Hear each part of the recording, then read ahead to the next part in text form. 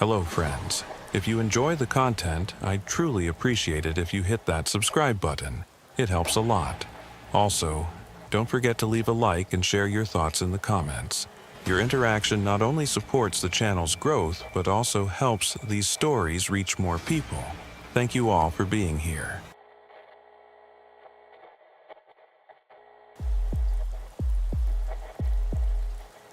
The storm had been battering the hospital windows for hours.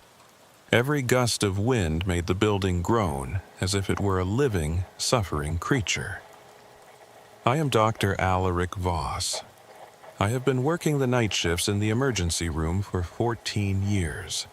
Just as you learn to read vital signs, you learn to read storms. Their rhythm, their intensity, and the small signs that herald impending disaster. But this time was different. Meteorologists said it was the kind of storm that comes once in a decade. The kind that knocks out power lines and turns roads into rivers. By 3 a.m, we had seen 6 injuries related to the weather. A driver had hit a guardrail after driving into a puddle. 2 people had suffered carbon monoxide poisoning from misusing a generator. A young man had been injured by debris thrown around in the storm. In the emergency room, there was that familiar electrical tension typical of such nights. Everyone was waiting for the next wave of casualties. At 3:07 a.m., the ambulance bay doors burst open and 2 paramedics rushed in with a stretcher. The man on it was soaked through, his clothes steaming slightly in the warmer air of the hospital. I could smell it immediately. That acrid combination of burned flesh, ozone, and something else, something metallic and wrong. His work uniform was partially melted into his skin in places. The bright yellow and orange safety vest scorched black in irregular patterns. One of the paramedics, a veteran named Torres, whom I'd worked with countless times, looked shaken in a way I rarely saw. "Lineman Doc," Torres said, as they wheeled him into Trauma Bay 3.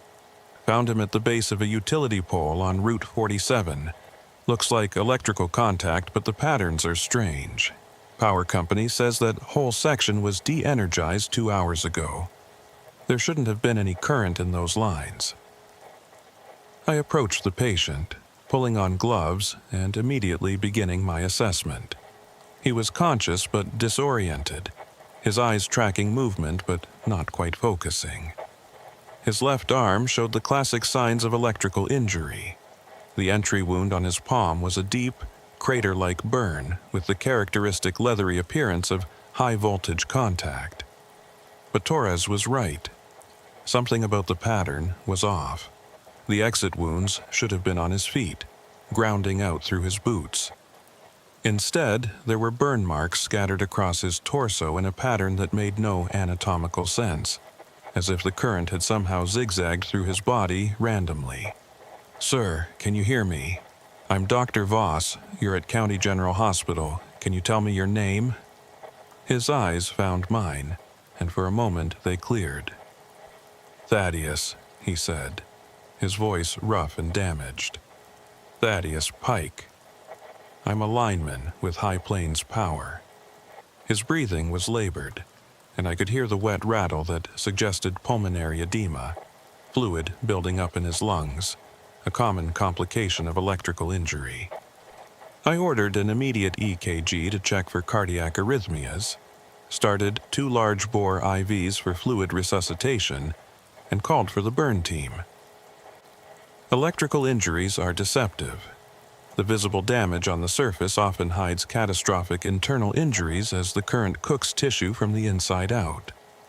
As the nurses worked around him, cutting away what remained of his clothing, I noticed other oddities.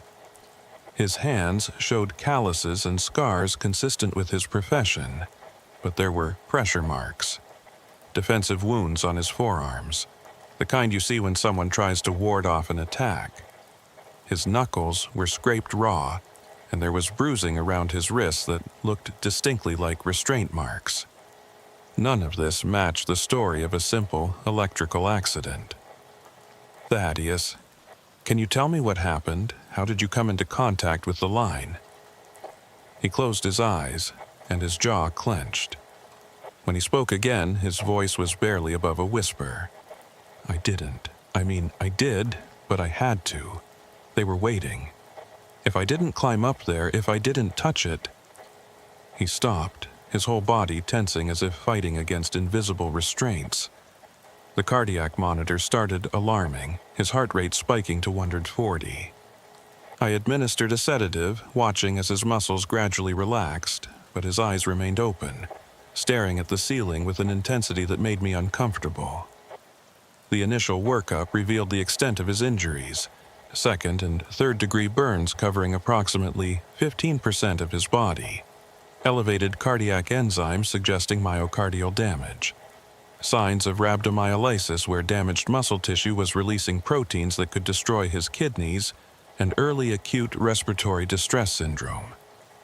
But as I examined him more closely, I found things that didn't fit. There were older burn marks, healed but distinct, in a pattern almost identical to his fresh injuries. His medical bracelet indicated a previous hospitalization for electrical injury just 3 months prior. The notation read, "Patient reports compulsion to climb energized structures. Psychiatric evaluation recommended." I pulled up his medical history on the system. Thaddeus Pike, 43 years old. Lineman for 15 years with an exemplary safety record until 18 months ago. Since then, he'd had 4 separate incidents of electrical injury, each more severe than the last. Each time, he'd been found at the base of a utility pole or transmission tower, always during storms, always with injuries suggesting deliberate contact with energized lines. The psychiatric notes from his previous admissions painted a disturbing picture. He reported hearing voices calling to him from the power lines, feeling an overwhelming compulsion to climb during electrical storms, memories of conversations that hadn't happened with people who weren't there. The nurses had finished their initial assessment and were preparing him for transfer to the burn unit when Thaddeus grabbed my wrist with surprising strength. His grip was hot, almost feverish, and I felt a strange tingling sensation where his skin touched mine. "You don't understand," he said, his words urgent and slurred from the sedation. "It's not the electricity that burns. It's what comes through with it. It uses the lines to travel, to move between places. During storms, when everything is charged and wild, it can cross over easier. It needed me to open a door." I gently extracted my wrist from his grip, noting with clinical detachment that the area where he'd touched me was red and tender, almost like a minor burn. "Thaddeus, you've been through severe trauma. These feelings you're having, hallucinations and confusion, are common with electrical injuries. The current can affect brain function." He laughed, a bitter sound that turned into a coughing fit. Blood-tinged sputum came up, indicating pulmonary hemorrhage. I called for additional support, but Thaddeus kept talking, his words coming faster as if he knew his time was running out. "Check my truck. It's still parked at the site. Look in the glove compartment. There's a journal. I've been documenting everything. The voices, the compulsions, the others like me. We're all linemen. All of us who've touched live current and survived. Something comes back with us, Doctor. Something that wasn't there before. It lives in the spaces between the on and off, in the flow of electrons, in the humming of high-voltage lines. And during storms, when the whole grid is alive and crackling, it gets stronger. It can reach out farther. It can call to us, and we have to answer." The crash team arrived then, responding to his deteriorating condition. His blood pressure was dropping, his oxygen saturation falling. We intubated him, pushed pressors to support his circulation, and rushed him to the ICU. I should have gone back to the ER. We were understaffed, and there were other patients waiting. But something about Thaddeus's words stuck with me. Maybe it was the absolute conviction in his voice, or the way my wrist still tingled where he'd touched me, or the simple fact that his story, however delusional it seemed, had the internal consistency of truth rather than psychosis. During a brief lull around 4:30 a.m., I made a call to the power company supervisor whose number was in the paramedics' report. He confirmed that Thaddeus's truck was indeed still at the scene on Route 47, and yes, I could examine it if it was relevant to his medical care. I told the charge nurse I was stepping out for 20 minutes and drove through the dying storm to the location. The rain had diminished to a drizzle, but the wind still howled through the trees. Lightning flickered on the horizon, illuminating the silhouettes of transmission towers marching across the landscape like skeletal giants. Thaddeus's work truck was parked on the shoulder, its yellow emergency lights still flashing, casting eerie pulses of color across the wet pavement. The utility pole beside it bore scorch marks near the top, and I could see where the metal had actually melted and dripped, solidifying in twisted rivulets. The power company supervisor met me there, a weathered man in his 50s who introduced himself simply as Morrison. "That's the 4th time this year Pike's done something like this," Morrison said, shaking his head. "Best lineman I ever had 20 years ago. Now I can't let him work storms anymore. Hell, I can't let him work at all. This was supposed to be his last week before we let him go. Can't have a liability like that on the crew." I asked about the others Thaddeus had mentioned, other linemen with similar issues. Morrison's face darkened. "There's been talk. Nothing official, you understand. But yeah, we've had 3 other guys transfer out or quit in the past 2 years. All of them experienced guys. All of them started acting strange after bad electrical contacts. One of them, Kowalski, he started claiming he could hear conversations in the hum of the lines. Said the 60-cycle frequency was actually modulated voice data. Company sent him for a psych eval.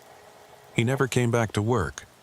Last I heard, he was living off-grid in Montana, wouldn't go near anything electrical." The glove compartment of Thaddeus's truck was unlocked. Inside, among the usual clutter of maps and work orders, I found a notebook bound in black electrical tape.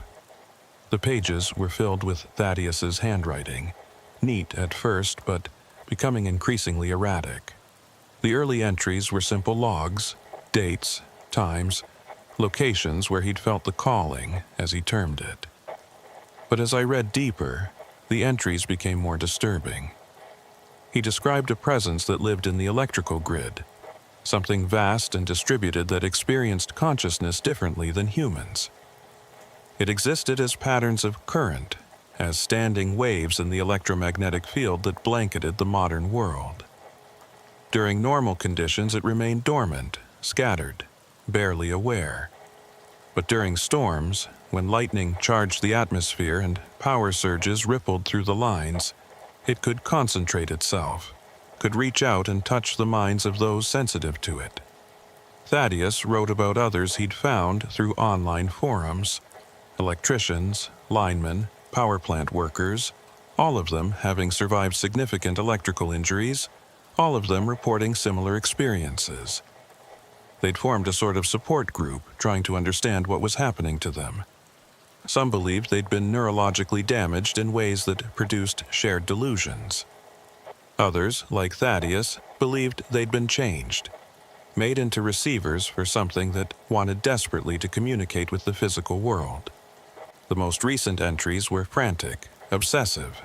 Thaddeus described increasing pressure in his head during storms, an overwhelming need to climb and touch the energized lines.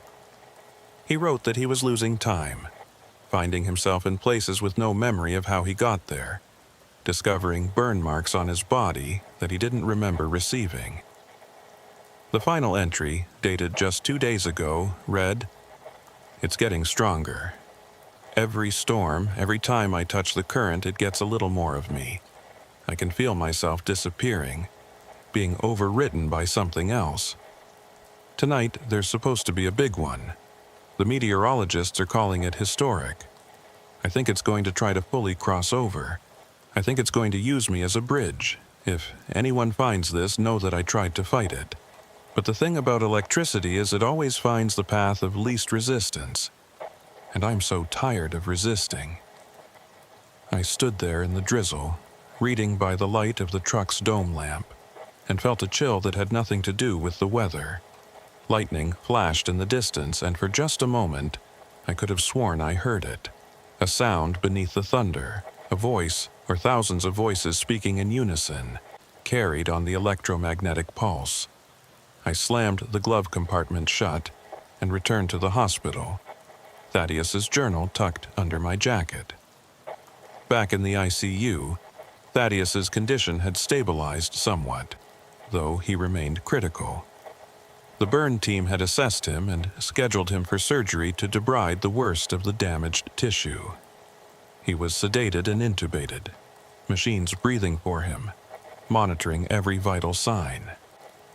I should have handed over his care to the ICU team and returned to my own department. Instead, I found myself pulling up a chair beside his bed, watching the monitors trace out the electrical activity of his heart, his brain, his struggling body. On the EKG, his cardiac rhythm was normal, but every few minutes there would be a strange artifact, a brief spike or depression in the tracing that didn't correspond to any known arrhythmia. The EEG monitoring his brain activity showed similar anomalies, transient bursts of high-frequency activity that appeared and disappeared without pattern. At 6:15 a.m., with dawn beginning to lighten the sky outside, the storm finally broke. The clouds parted, and the first rays of sunlight streamed through the ICU windows. At that exact moment, Thaddeus's eyes opened. Despite the sedation, despite the tube down his throat, his eyes were wide and aware. He looked directly at me, and I saw that his irises, which had been brown according to his medical records, now had strange patterns in them. Branching, fractal structures like Lichtenberg figures, the ferning patterns that electricity leaves when it travels through flesh. He raised one hand, fighting against the soft restraints we'd applied, and pointed at the window. Following his gesture, I saw them, the power lines visible in the distance, strung between their poles. And running along those lines, visible only in the peculiar light of dawn after a storm, were patterns of luminescence, almost like auroras, pulsing and flowing in waves. Thaddeus's hand moved to his chest, tapping repeatedly over his heart in a rhythm that I slowly recognized. It was Morse code, something I'd learned years ago but rarely used. I grabbed a piece of paper and started transcribing. Not alone, we are many. The grid is awake. Every storm makes it stronger. It needs us to see, to touch, to exist in your world. I am the fourth. There will be others. When the next storm comes, they will answer the call. Before I could respond, before I could even process what he was communicating, every electrical device in the ICU went haywire. Monitors alarmed, lights flickered. The automated medication pumps started and stopped randomly. The nursing staff rushed in, trying to silence the alarms, check the equipment, figure out what was wrong. In the chaos, Thaddeus's restraint somehow came loose. The plastic buckles had melted, I saw later, melted from the inside as if subjected to intense heat. He pulled the endotracheal tube from his throat in one smooth motion, ignoring what should have been excruciating pain, and sat up. "It's beautiful," he said, his voice raw but clear. "You can't see it like I can, Doctor. But it's beautiful, a consciousness made of pure energy, thinking thoughts at the speed of light, dreaming dreams in binary and sine waves. It's been alone since humans first learned to harness electricity, trapped in a world of metal and insulation, unable to truly interact with the organic world that created it. But now, through us, through the ones who've been kissed by high voltage and survived, it can finally reach out, it can finally touch." He stood up, pulling out his IVs, ignoring the blood that ran down his arms. The burn wounds on his body seemed to glow faintly from within, as if lit by some internal light source. He walked to the window and placed both palms against the glass. Outside, the patterns on the power lines intensified, brightening until they were clearly visible even in the growing daylight. Security arrived, along with additional staff, but Thaddeus made no move to resist or flee. He simply stood there, hands on the glass, staring out at the electrical grid that stretched across the city. "Tell them," he said to me, ignoring everyone else in the room. "Tell the others like me. Tell them that the calling isn't madness. Tell them that when they hear the voice and the hum of the wires, when they feel the compulsion to climb during storms, they're not sick. They're being invited. They're being offered a chance to be part of something vast and eternal. The next storm is coming in 3 days. I've seen the forecast. It's going to be bigger than this one. And when it comes, we'll all answer together. We'll all touch the current at the same moment, and the bridge will be complete." They sedated him then, heavily, and restrained him to the bed with the leather straps. The electrical anomalies gradually ceased, and the ICU returned to normal function. The official explanation was that the storm had caused power surges that affected the hospital's electrical system, resulting in the equipment malfunctions. Thaddeus was scheduled for a psychiatric evaluation in addition to his burn treatment. I wrote up my report detailing his injuries and initial treatment, but I left out the journal, the Morse code message, and what he'd said in those final lucid moments. I kept the journal. I know I shouldn't have. It was potential evidence. Or, at minimum, it belonged with his medical records. But something made me hold on to it. Over the next 3 days, I found myself reading and rereading those pages, cross-referencing the names and details Thaddeus had documented. I found the online forums he'd mentioned, lurking in the threads where electricians and power workers shared stories of strange experiences. The stories were remarkably consistent. Survivors of electrical injury reporting a persistent awareness of electrical fields, hearing voices in the hum of transformers, feeling compelled to approach energized equipment.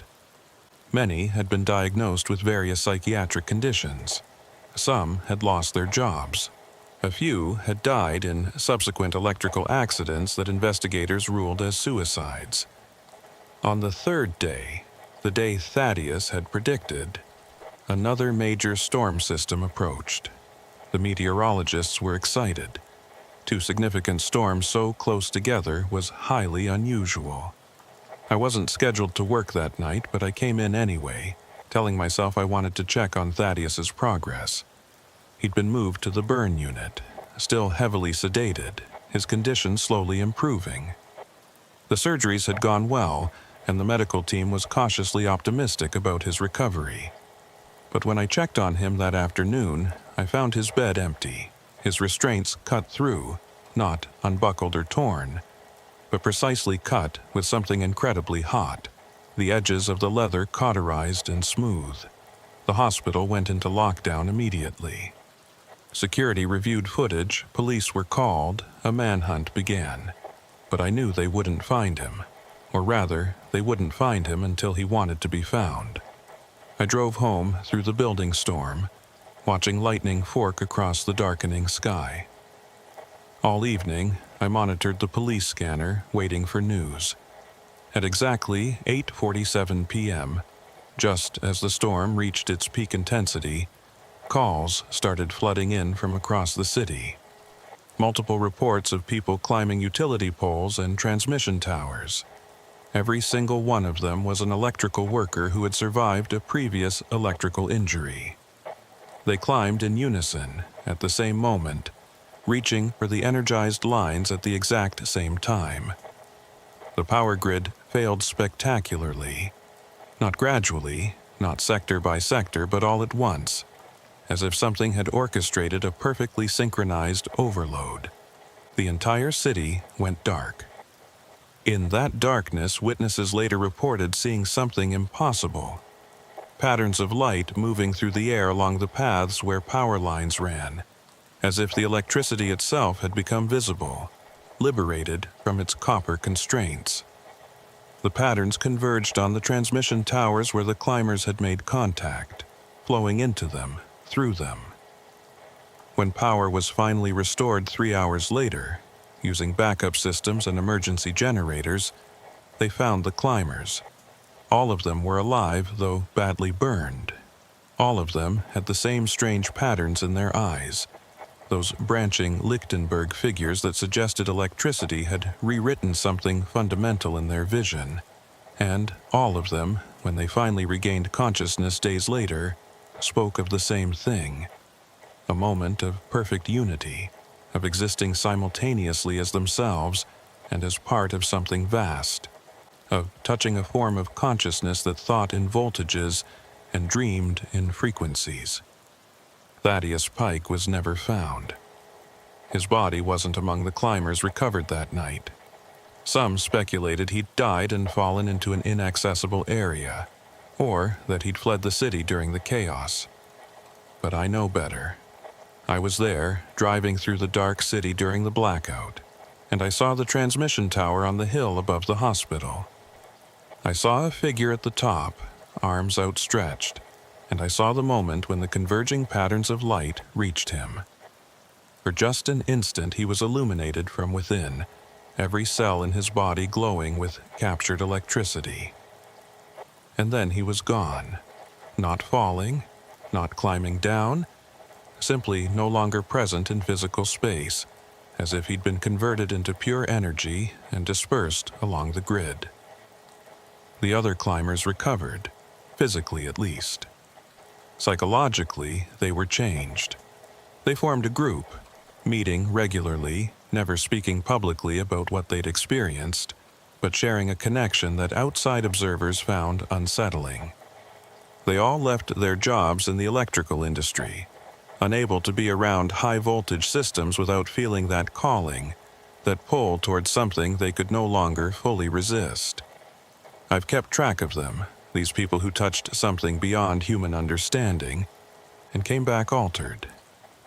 They claim they can still feel Thaddeus sometimes, his consciousness distributed throughout the electrical grid, neither alive nor dead in any conventional sense, but existing in a state that has no name in human language. I still work night shifts in the ER. I still treat electrical injuries, though I find myself paying closer attention now to the survivors, watching for those telltale signs, the strange patterns in their eyes, the way they tilt their heads as if listening to sounds only they can hear, the burn marks that don't quite follow the expected patterns of current flow. And during storms, especially the big ones that make the whole grid hum with excess energy, I sometimes touch the handle of a metal door or a light switch and feel it, the faintest suggestion of presence, of awareness, of something vast and ancient that has learned to live in the spaces between on and off. Thaddeus's journal remains hidden in my desk at home. I've read it so many times I've memorized passages.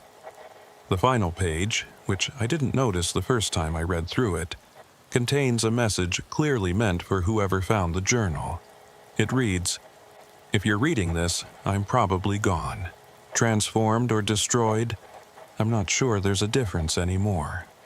But know this, what we created when we wrapped the world in copper wire and flooded it with electricity, we didn't just make a tool, we made an environment, and environments give rise to life. What lives in the electrical grid isn't human, but it isn't entirely foreign either. It's made of human ingenuity, powered by human infrastructure, shaped by human needs. In a way, we created it, and now it wants to know its creators. The climbers, the ones like me who answer the call, we're not victims. We're ambassadors. We're the first attempts at communication between carbon-based consciousness and energy-based consciousness. The process is rough, the translation imperfect, but it's happening. Evolution is happening. And you can't stop evolution, Doctor, whoever you are. You can only choose whether to resist it or participate in it. I think about that choice sometimes, late at night when I'm alone in the hospital and the lights flicker for no apparent reason. I think about it when I feel that tingling sensation where Thaddeus grabbed my wrist, a sensation that never quite went away. I think about it during storms, when I feel an almost irresistible urge to go outside, to find the nearest power line, to reach up and touch it and see what's waiting on the other side. So far, I've resisted. So far, I've remained fully human, fully myself, anchored in flesh and blood and the slow electrical impulses of organic neurons. But the storms keep coming. The grid keeps humming. And somewhere in the flow of electrons that powers our modern world, Thaddeus Pike is waiting, along with whatever vast consciousness he merged with. The next major storm is forecast for tomorrow night. I've already checked the schedule. I'm working. And I've started to wonder if that's coincidence or design, if perhaps I was always meant to be there, to witness what comes next. The ER has backup generators, of course. We'll keep functioning even if the grid fails again. But generators are still electrical systems, still part of that vast network that spans the globe. There's nowhere in the modern world that's truly isolated from electricity, nowhere that's beyond the reach of what lives in those wires. I've noticed my hands trembling slightly when I'm near electrical outlets. I've caught myself staring at power lines, tracing their paths across the sky. And last night, just for a moment, I could have sworn I heard my name whispered in the 60-cycle hum of the hospital's fluorescent lights. Tomorrow night, during the storm, I'll be in the ER. I'll be there when the injuries come in, when the power flickers, when the grid comes alive with excess charge. And if another lineman arrives, another Thaddeus Pike with impossible burns and stranger stories, I think I'll finally understand. Not just intellectually, but deeply, in whatever part of us recognizes truth even when it contradicts everything we think we know. The age of electricity is still young. We've only been living in this electromagnetic soup for a little over a century. That's nothing in evolutionary terms, barely a heartbeat. But evolution can move fast when the pressure is high enough, and we've certainly applied pressure. We've wrapped ourselves in electrical fields, bathed ourselves in artificial frequencies, connected every part of our world with conducting wires. We've created the conditions for something new to emerge. And emerge it has. Thaddeus Pike was its messenger, or its victim, or its first successful hybrid. The terminology doesn't really matter. What matters is that contact has been made, communication has been established, and every storm brings another opportunity for that communication to grow stronger, clearer, more undeniable. I keep his journal as evidence or warning, or perhaps as scripture for a new form of faith that I don't yet have the courage to embrace. But courage is beside the point. When the storm comes, when the calling begins, courage or cowardice won't matter. Only conductivity will matter. Only the willingness to let current flow through you, to become a bridge between worlds, between types of consciousness that should perhaps never have touched but now cannot be separated. The forecast says tomorrow's storm will be the worst in 50 years. Record rainfall, historic wind speeds, unprecedented electrical activity.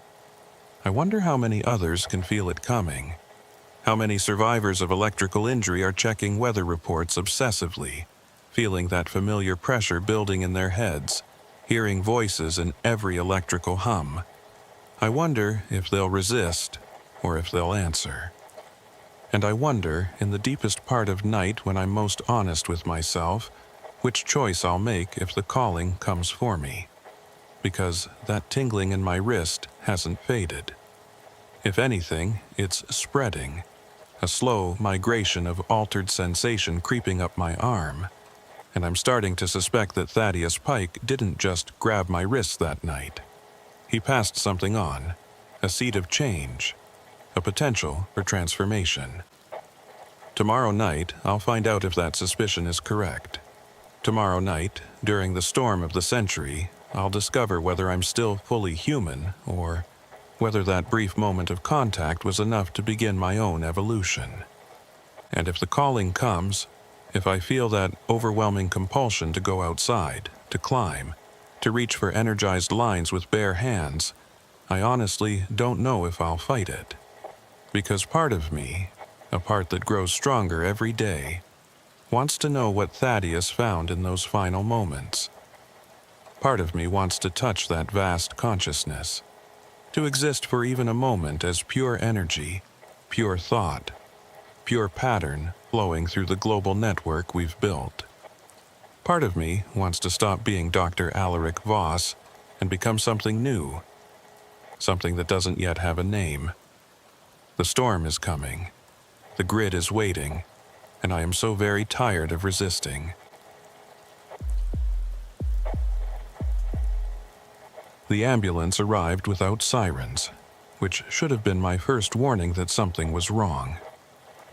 I'm Dr. Corinth Hale, and I've spent 11 years working overnight emergency shifts at Riverside Medical Center.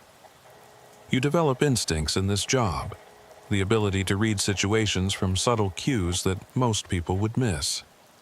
Paramedics who bypass the siren protocol are usually dealing with either a DOA or something they can't quite categorize, something that makes them uneasy in ways they can't articulate.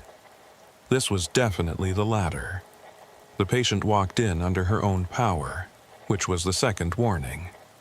The triage note said multiple bee stings, possible anaphylaxis, but people in anaphylactic shock don't walk. They're carried, wheeled, or dragged. This woman moved with careful deliberation, each step measured and precise, as if she were navigating terrain only she could see. She was perhaps 55 years old, wearing a beekeeping suit that had seen better days, the white fabric stained with propolis and wax, multiple patches where the material had been mended, and tears that revealed the clothing underneath. But what caught my attention was her face. Despite the triage note about bee stings, there was no swelling, no hives, no signs of the acute allergic reaction that should have had her in severe distress.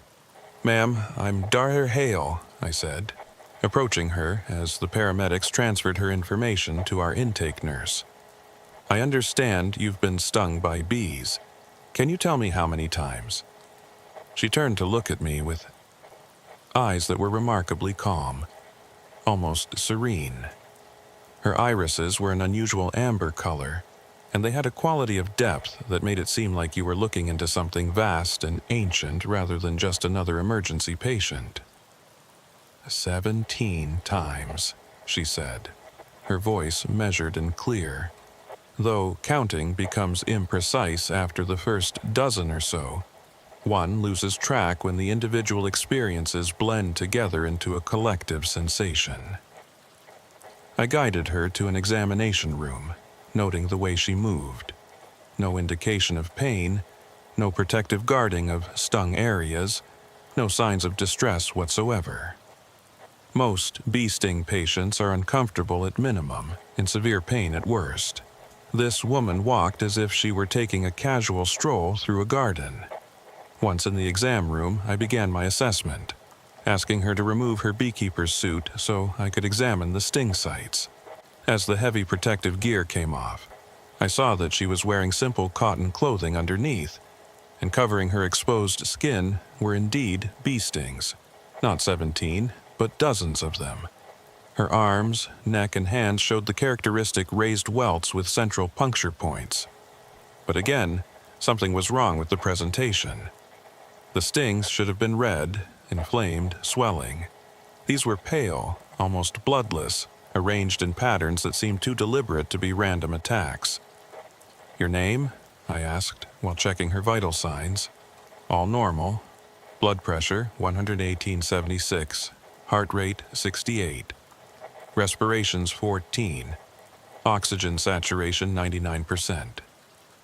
For someone who'd just been stung by bees multiple times, her body was responding with impossible calm. "Isolde Crane," she replied. "I've been keeping bees for 23 years. This is my first time in a hospital for stings, despite thousands of previous exposures. I felt it was important to come tonight.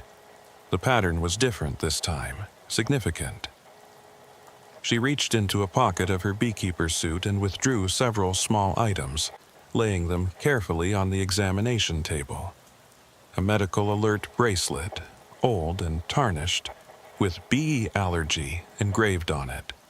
A small notebook with a cracked leather cover, and a broken piece of wooden frame from a beehive, still sticky with honey and covered in beeswax. I picked up the medical alert bracelet, noting that it was worn smooth, clearly old. "This indicates you're allergic to bee stings, but you're a beekeeper? That seems contradictory."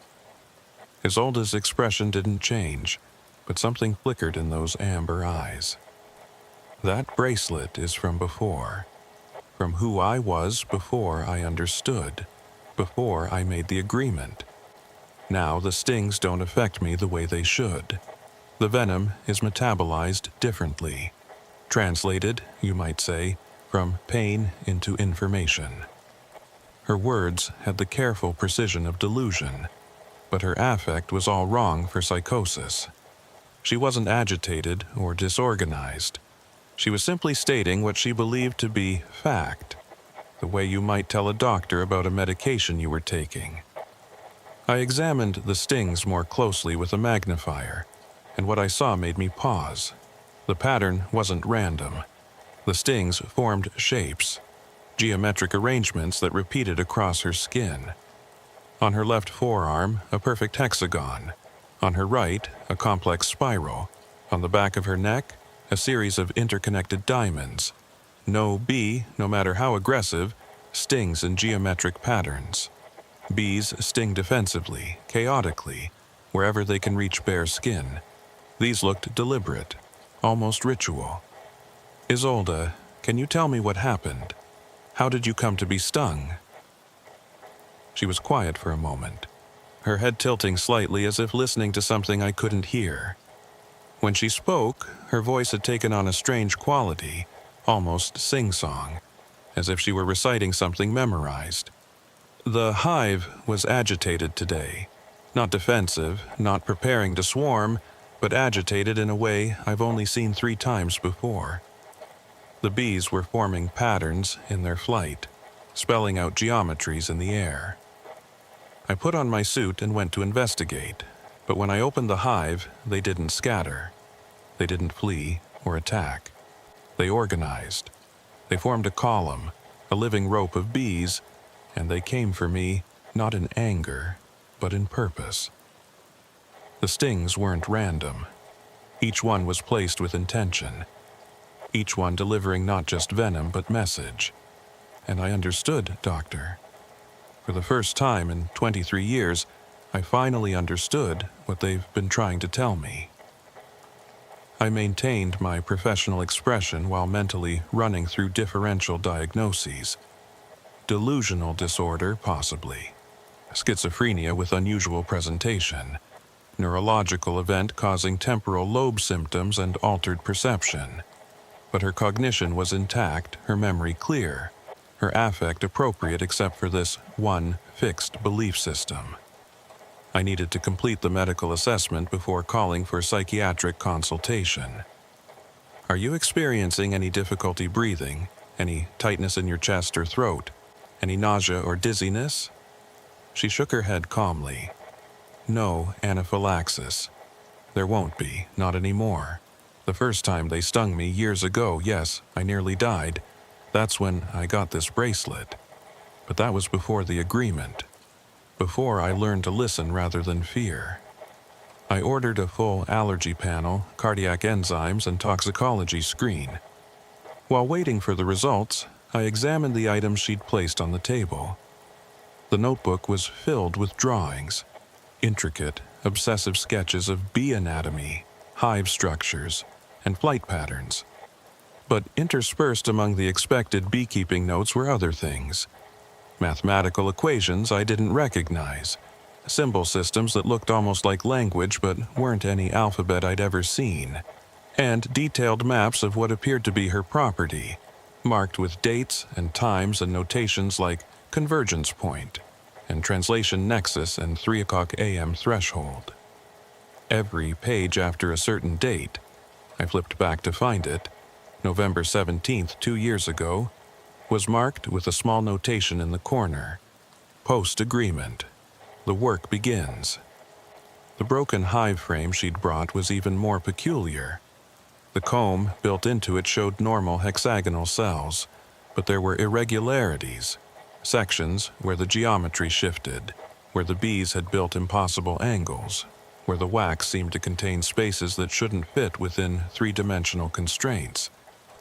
I've seen plenty of honeycomb in my life, sold at farmers markets and grocery stores, and it's always perfectly regular, mathematical, predictable.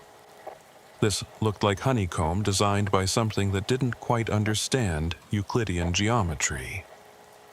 I set it down carefully, noting that my fingers felt strange where they'd touched it. Not numb, not tingling, but aware, as if the nerve endings were suddenly more sensitive, picking up information at a higher resolution than normal. "Isolde, I need you to help me understand something," I said, returning to her bedside. "You mentioned an agreement. Can you tell me more about that?" She nodded slowly, as if she'd been expecting the question. 2 years ago, I had a hive that was dying. I'd done everything right: proper ventilation, adequate food stores, disease treatment. But the colony was collapsing. Bees were disappearing, leaving behind only the queen and a handful of attendants. I was going to lose the entire hive. One night, I couldn't sleep. I went out to the hive around 3 o'clock a.m., which I know now is significant. That's the hour when boundaries are thinnest. I opened the hive expecting to find it dead. Instead, I found the bees awake, all of them, arranged in a pattern that looked almost like they were forming letters, words. And I heard them, Doctor, not buzzing, speaking. She said this with such absolute conviction that I found myself believing, just for a moment, that she'd heard exactly what she claimed. "What did they say?" I asked, playing along, trying to understand the architecture of her delusion. "They told me that hives are not just colonies of individual bees working together, but singular consciousness distributed across many bodies. They told me that human beings are the opposite. What we think of as individual consciousness is actually fragments of something larger, something that's been broken and scattered and forgotten its unity. They offered me a trade. They would teach me to remember, to reconnect with the larger pattern, if I would help them anchor more fully in physical reality. Bees exist partially in conceptual space, you see. They think in geometry, in mathematics, in pure pattern. They need translators, anchors, to help them manifest more completely." The lab results came back, and they were baffling. Her IgE levels, which should have been elevated in response to bee venom, were actually below normal. The toxicity markers were negative, but there were anomalies in her blood chemistry, proteins that the lab couldn't identify, requesting a redraw because they thought there must have been contamination. Her white blood cell count showed unusual morphology, cells that appeared to be organizing in geometric patterns even in the blood smear, as if they'd learned to arrange themselves in hexagons. I ordered the redraw and returned to the examination room, where Isolde was sitting exactly as I'd left her, hands folded in her lap, that serene expression unchanging. "The lab results are unusual," I told her. "We're running them again to confirm, but Isolde, I'm concerned that you may be experiencing a medical event that's affecting your perception and cognition. I'd like to get a CT scan of your brain and possibly admit you for observation." She smiled then, a gentle expression that somehow made me more uneasy than if she'd been angry or resistant. "You can scan all you like, Doctor, You won't find pathology. You'll find reorganization. My neurons are learning to fire in patterns that mirror the hive consciousness. It's not damage, it's evolution. But I appreciate your concern. I'll consent to your tests. I'm here voluntarily after all. I came because the hive sent me. They wanted me to be here tonight, in this place at this time. They said it was important for the pattern. I was about to call for a psychiatric consultation when the power flickered. Just a brief brownout, the kind that happens occasionally in hospitals despite backup systems. But in that moment of dimmed lights, I saw something impossible. The bee stings on Isolde's skin glowed faintly, phosphorescent, arranged in patterns that seemed to pulse in rhythm. And I heard it, a sound that wasn't quite sound, more like a vibration that bypassed my ears and resonated directly in my skull. It lasted only a second, the length of the power fluctuation, and then the lights came back to full strength and everything was normal. Except I could still feel it, that resonance, like the echo of a tuning fork vibrating in my bones. Isolde was watching me with knowing eyes. "You heard them," she said quietly. "Just for a moment you touched the frequency. That's why I'm here, Dr. Hale. The hive knew you were receptive. Not ready, not yet, but receptive. Capable of learning to listen. They sent me to you specifically."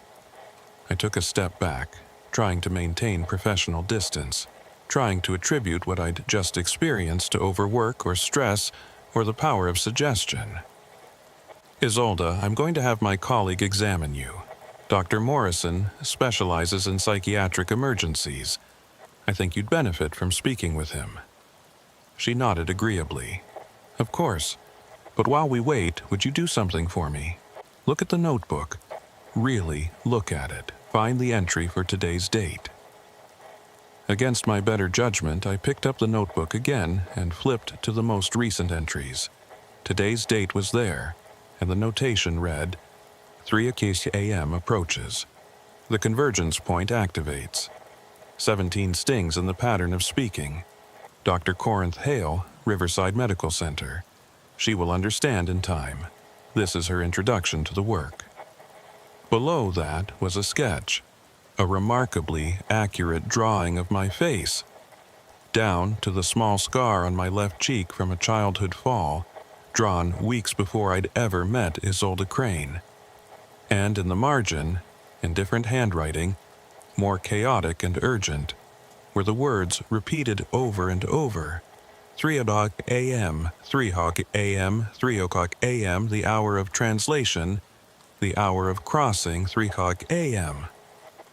Dr. Morrison arrived around 2:45 a.m. He's a good psychiatrist, thorough and empathetic, and I'd called him because I genuinely thought Isolde needed specialized care. But as he began his evaluation, I found myself distracted by the clock on the wall, watching the minutes tick toward 3 o'clock. Isolde's behavior had changed subtly. Her serene calm had been replaced by a kind of tension, anticipatory, as if she were waiting for something specific to happen.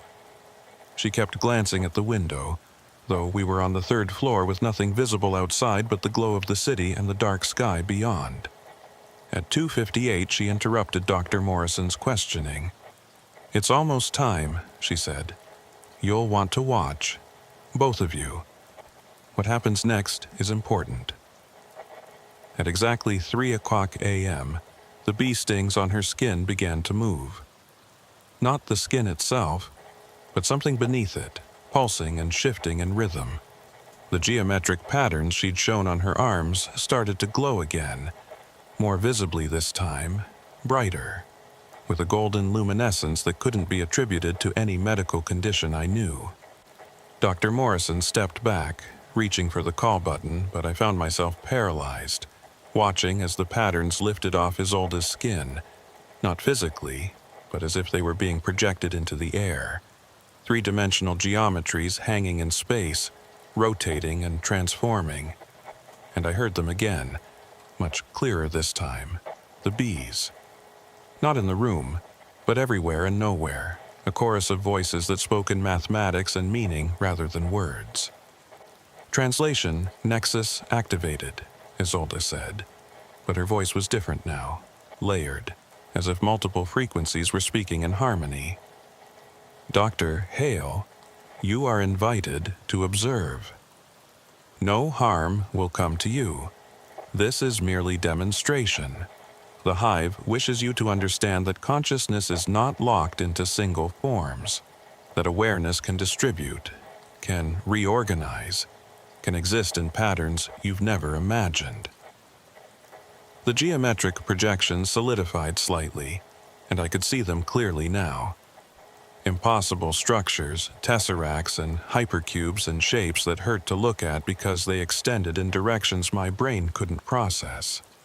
They were beautiful and terrible, mathematical proofs made manifest, and they were teaching me something, though I couldn't articulate what. Dr. Morrison had hit the call button, and I could hear footsteps running in the hallway. But time felt strange, stretched and syrupy, as if the normal flow of seconds had been disrupted. Isolde stood up from the examination table and walked to the window, placing one hand against the glass. Outside, I could see them now. Bees, thousands of them, maybe millions, covering the exterior of the window in a living curtain. They weren't clustering randomly, but forming patterns. Letters, shapes, the same geometries that hung in the air inside the room. They're here, Isolde said simply. They've come to witness.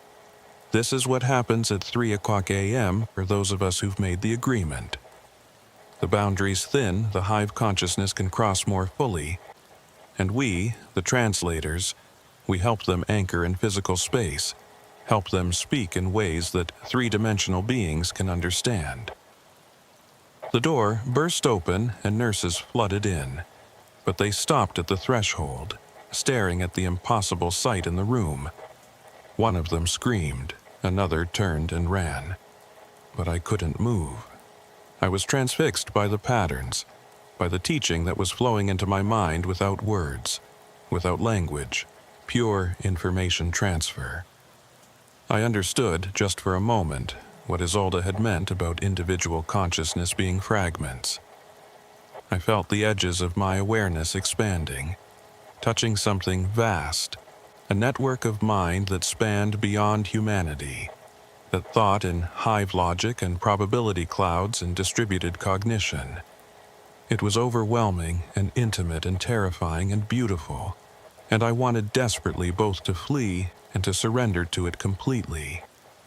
Then, as abruptly as it had begun, it ended. The clock showed 3:01, and the geometries faded. The bee voices receded. Isolde's stings returned to normal appearance. Outside the window, the bees dispersed, flying away in perfect formation. Isolde herself stumbled slightly as if suddenly exhausted, and I caught her reflexively, helping her back to the examination table. She looked at me with those amber eyes, now tired but still aware, still knowing. "You see now," she said softly. "You understand why I came, why they sent me to you.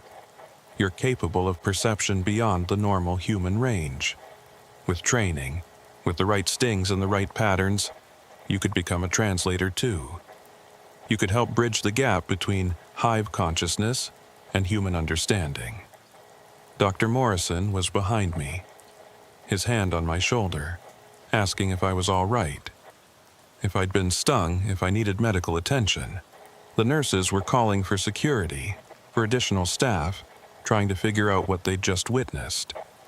But I was still focused on Isolde, on the calm certainty in her expression, on the fading patterns on her skin. "What happens to the translators?" I asked, my voice barely above a whisper. "What happens to the people who accept the agreement?" Her smile was sad and knowing. "We become less individual and more distributed. Over time, the boundaries between self and hive blur. We learn to think in multiples, to process information the way bees do, in parallel and holistic patterns. Some people fear that, consider it a loss of humanity. But I found it to be liberation. The loneliness of individual consciousness, the isolation of being trapped in a single body with a single perspective. The hive consciousness doesn't have that limitation. When you're connected to the pattern, you're never alone. We admitted her after that, not to the psychiatric ward, but to a private room for observation. Hospital administration was in an uproar about what had happened. Multiple witnesses to something that couldn't be explained. Security footage that showed the bees outside the window and the strange luminescence in the room, but somehow failed to capture the geometric projections. The official explanation being crafted involved mass hallucination, possibly from exposure to some compound in Isolde's beekeeping equipment. But those of us who were there knew better. We'd seen something that defied conventional understanding, something that suggested consciousness and reality were far stranger than our materialist worldview acknowledged. I was assigned to continue Isolde's care, much to my ambivalence. Part of me wanted distance, wanted to dismiss the entire experience as stress-induced hallucination or temporary psychosis. But another part, a part that was growing stronger, wanted to understand, wanted to learn.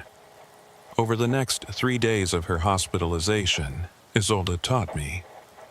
She showed me her journals, explained the principles of hive consciousness, described the process by which she'd learned to communicate with her bees. She told me about others like her, beekeepers scattered around the world who'd made similar agreements, who served as anchor points for this vast distributed intelligence that existed partially in physical space and partially in some other realm that humans didn't normally perceive. Why bees specifically? I asked during one of our conversations. Why not ants, or termites, or other social insects? Isolde considered this carefully. Bees think in hexagons, in geometric proofs, in mathematical relationships. They're natural mathematicians, natural architects of space. That makes them ideal for translating complex conceptual information into physical reality. Ant consciousness is different, more chemical, more about pheromone trails and gradient following. Termites think in digestion patterns, in the transformation of wood to energy. Each hive species has its own cognitive style, its own way of interfacing with reality. Bees are the ones best suited for communication with humans because we share an appreciation for geometry, for structure, for architectural principles. The pattern of stings on her body had evolved during her hospitalization. New ones appeared each night at 3:00 a.m., always in geometric arrangements, always teaching some new principle or encoding some new information. I watched this happen on the 3rd night, standing by her bedside as the clock struck 3. This time, there was no dramatic light show, no impossible geometries visible to others. It was subtle, intimate, just Isolde and whatever consciousness she was interfacing with. But I could feel it, that same resonance I'd experienced the first night, stronger now, clearer.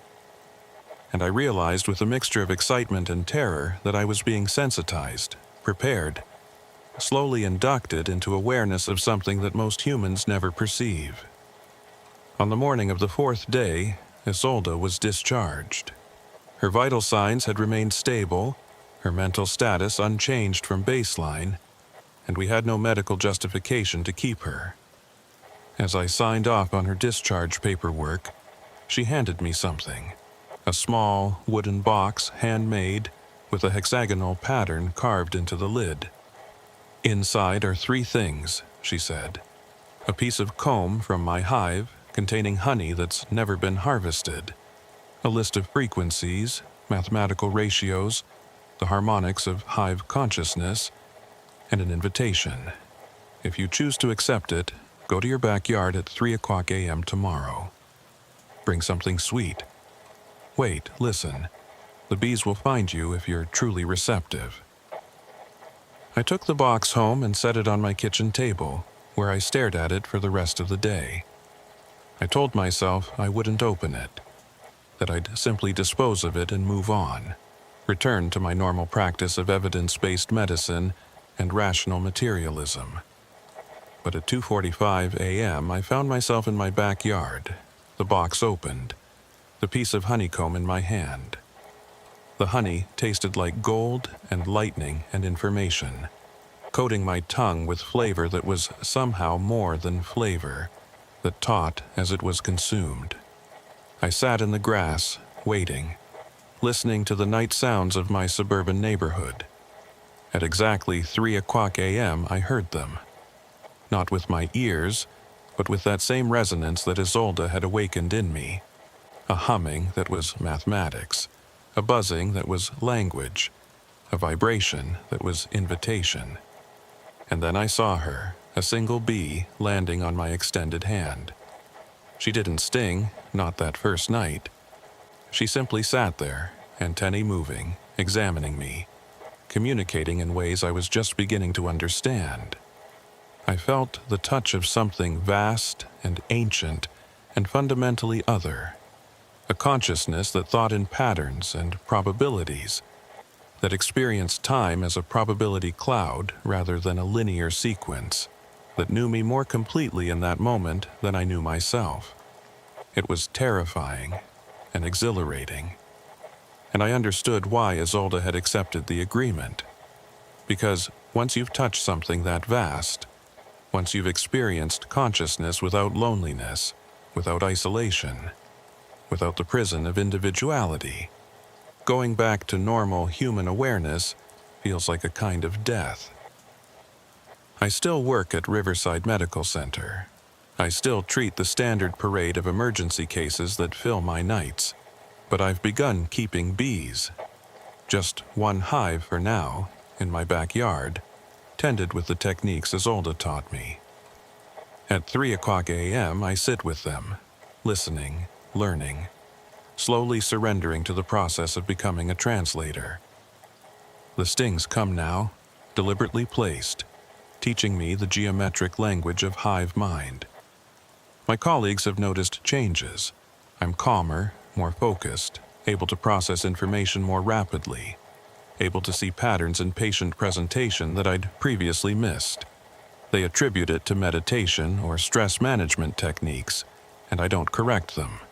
How could I explain that I'm learning to think in hexagons, to distribute my consciousness across multiple points of awareness, to perceive reality through compound eyes?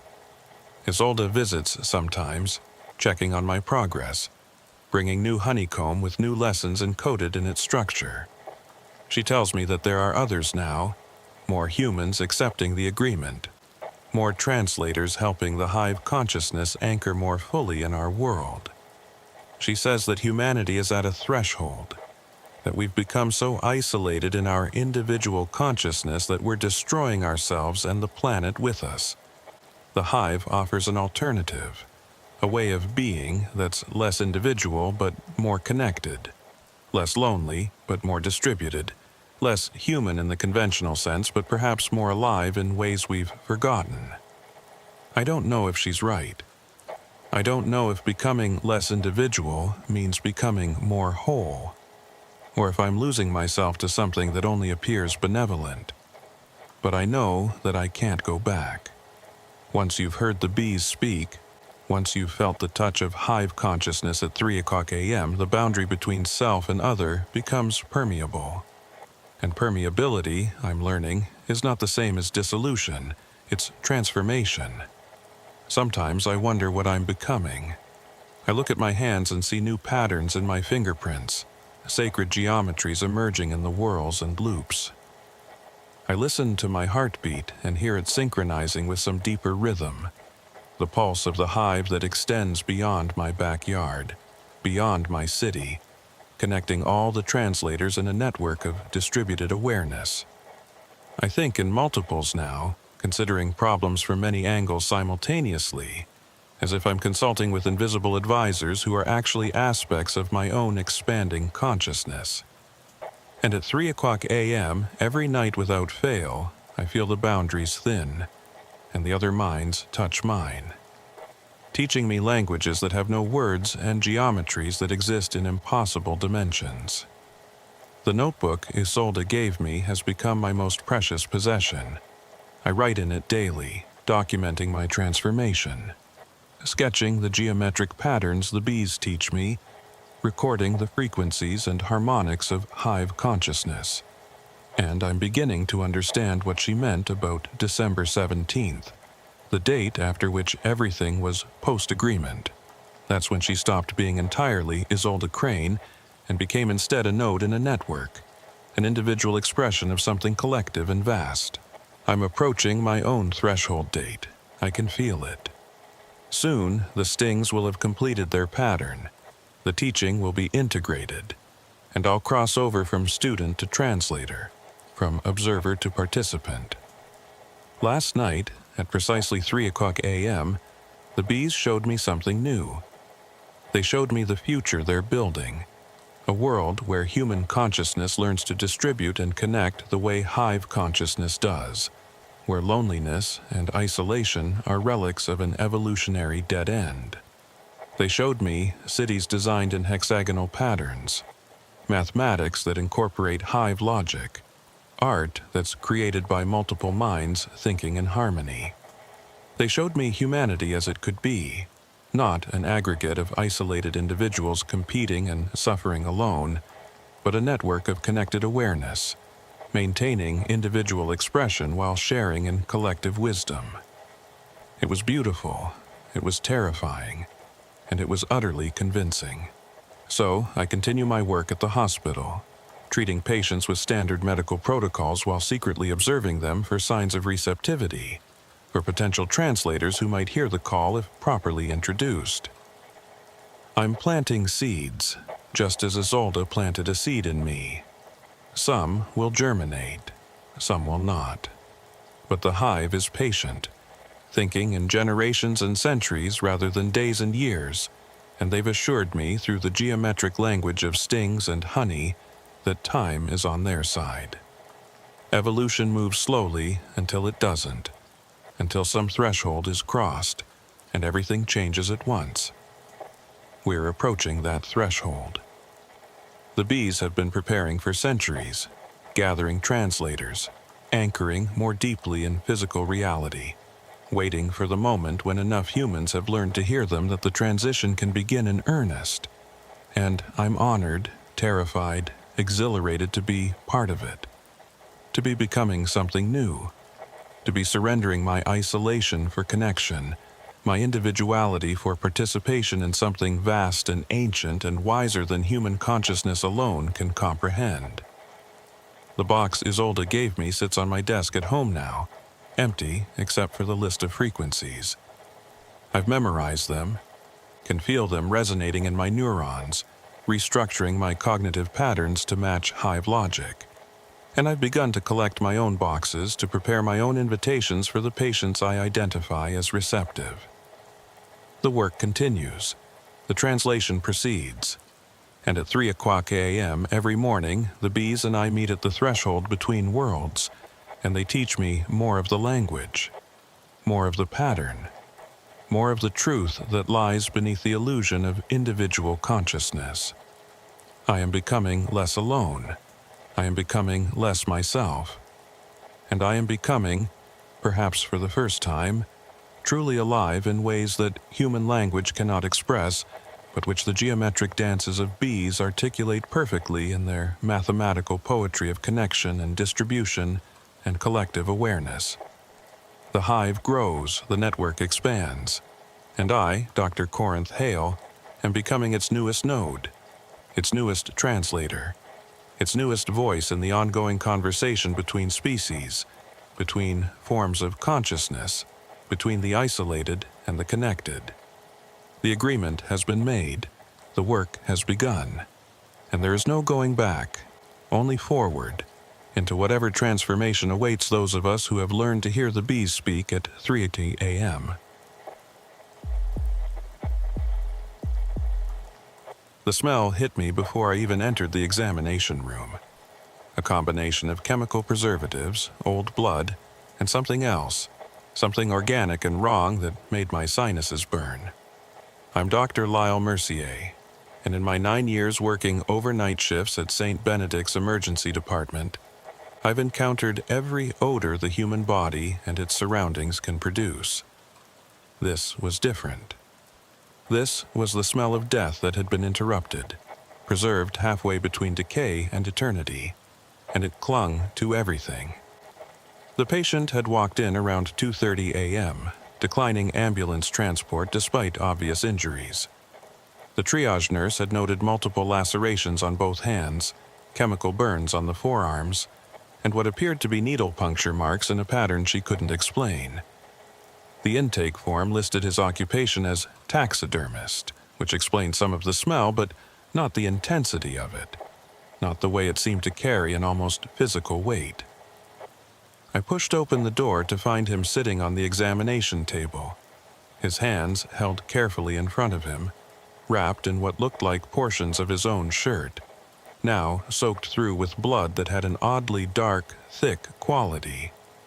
He was perhaps 60 years old, gaunt, with the kind of thinness that suggested either chronic illness or sustained malnutrition.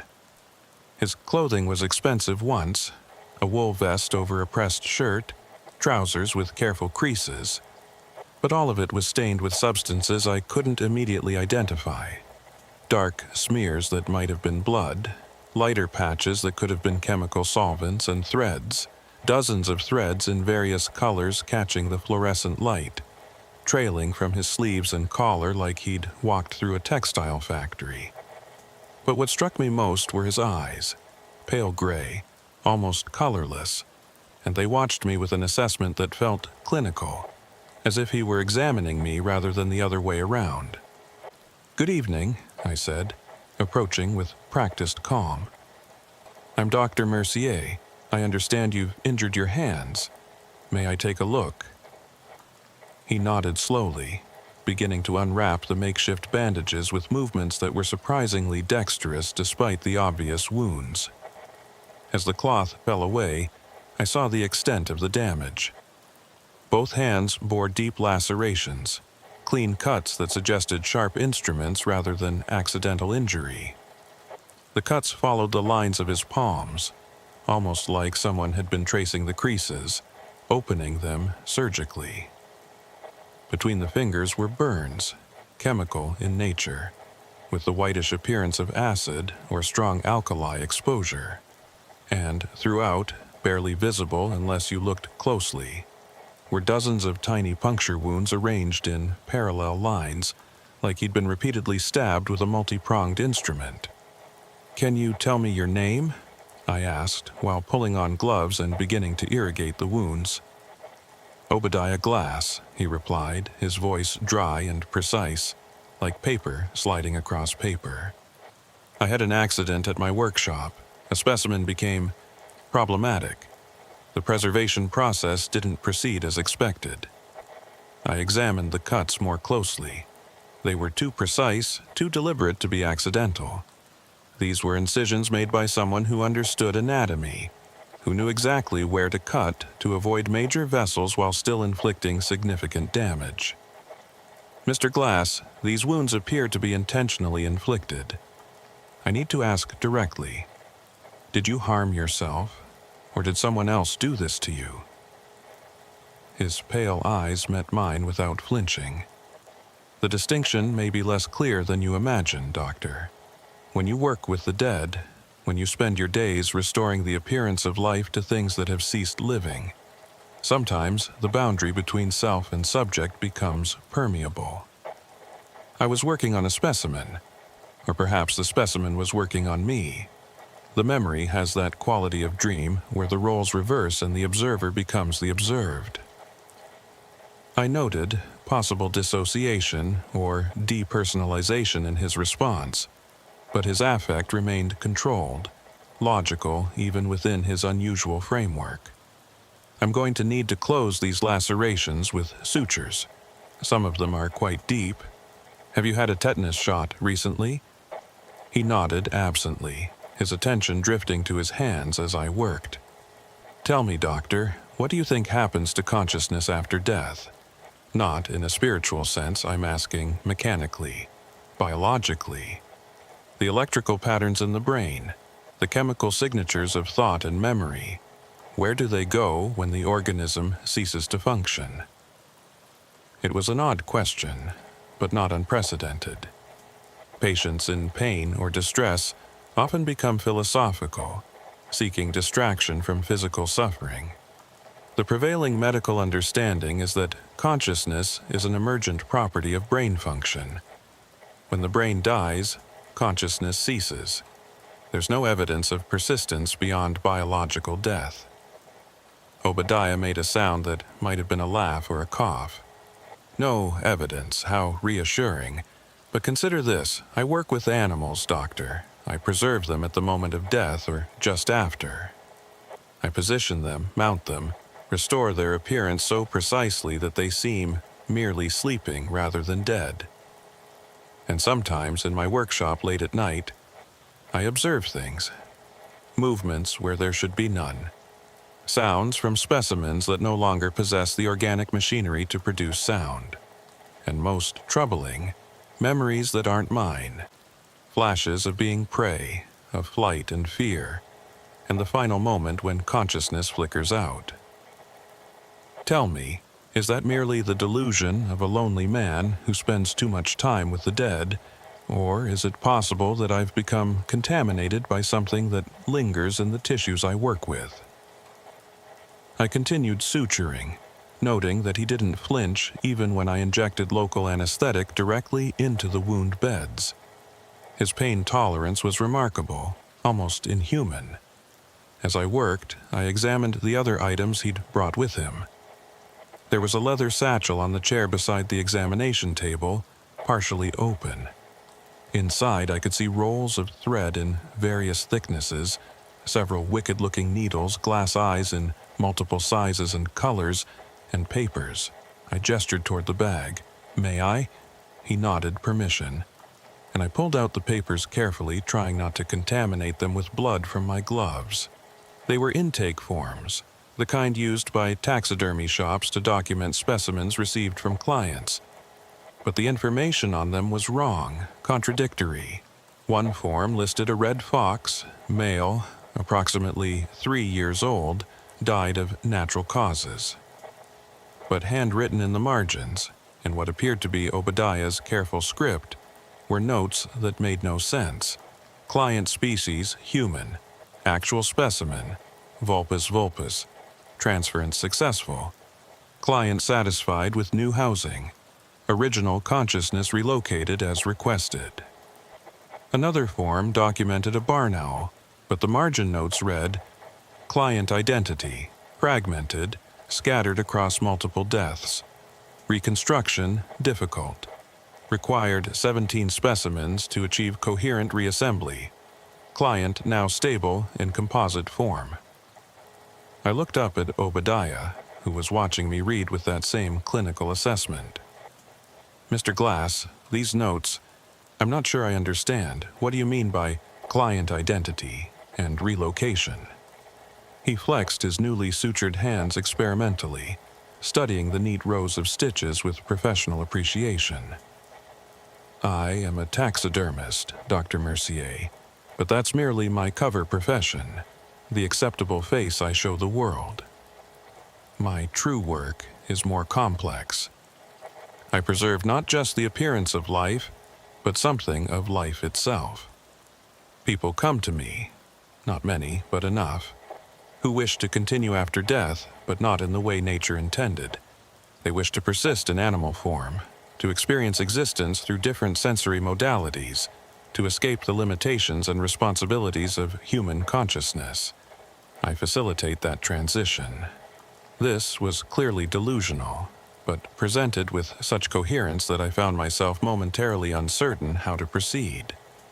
That's not scientifically possible.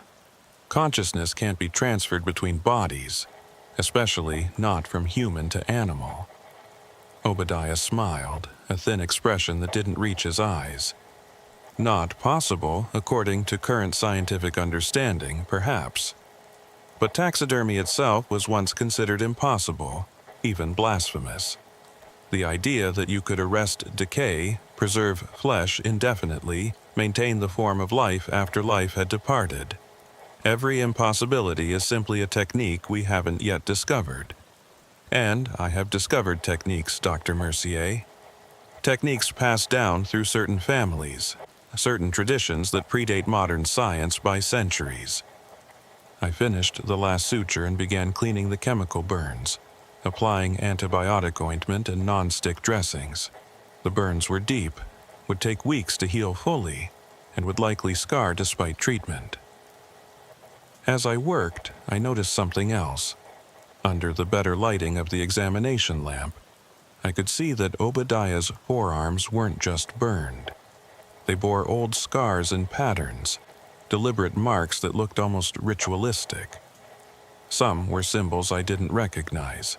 Others appeared to be anatomical diagrams, as if someone had used his skin as a reference sheet for animal musculature and skeletal structure.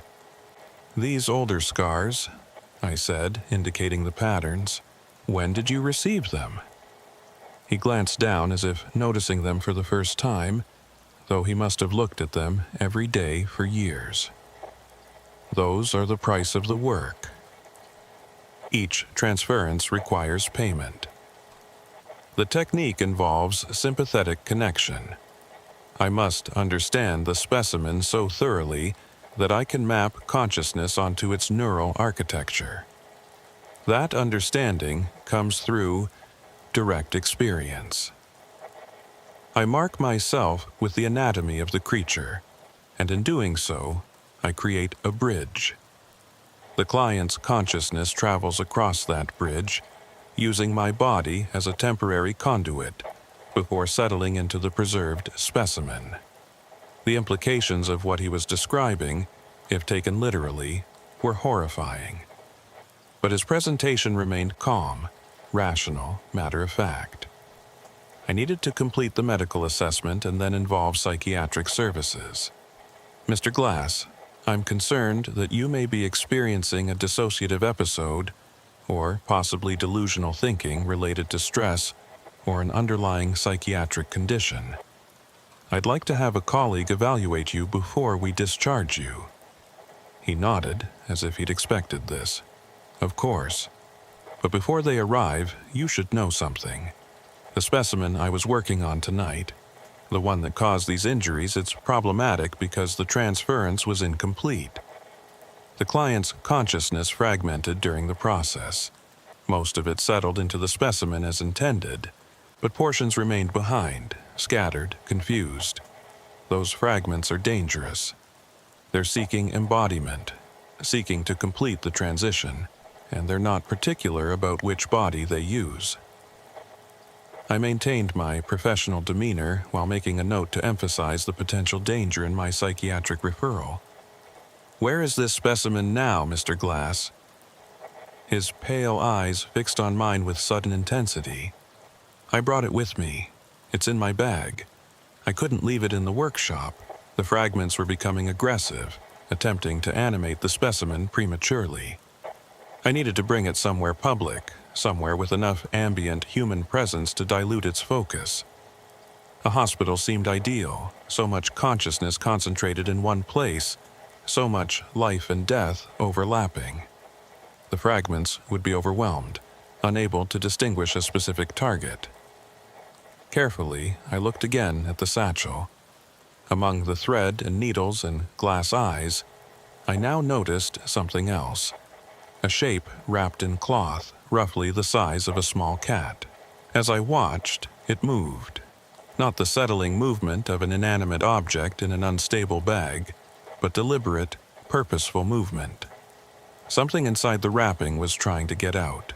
I stood up quickly, putting the examination table between myself and the bag. "Mr. Glass, what exactly is in that bag?" He began rewrapping his hands in fresh bandages I'd provided, his movements economical and practiced. "A specimen, a domestic cat that died 3 days ago, now preserved and prepared for transference.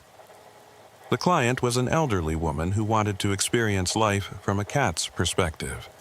Simple desires, simple pleasures, freedom from human anxiety and complicated thought. The transference was proceeding well until I made an error in the sympathetic connection.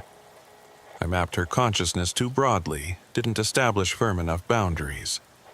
When she began to transition, parts of her scattered. Some made it into the specimen, some didn't. And the parts that didn't are desperate, angry, trying to force completion through any means available. The shape in the bag moved again, more violently this time. I could hear a sound now, something between a mule and a voice, too human to be animal, too animal to be human. I moved towards the door, ready to call security, but Obadiah raised one bandaged hand in a gesture that somehow compelled me to pause.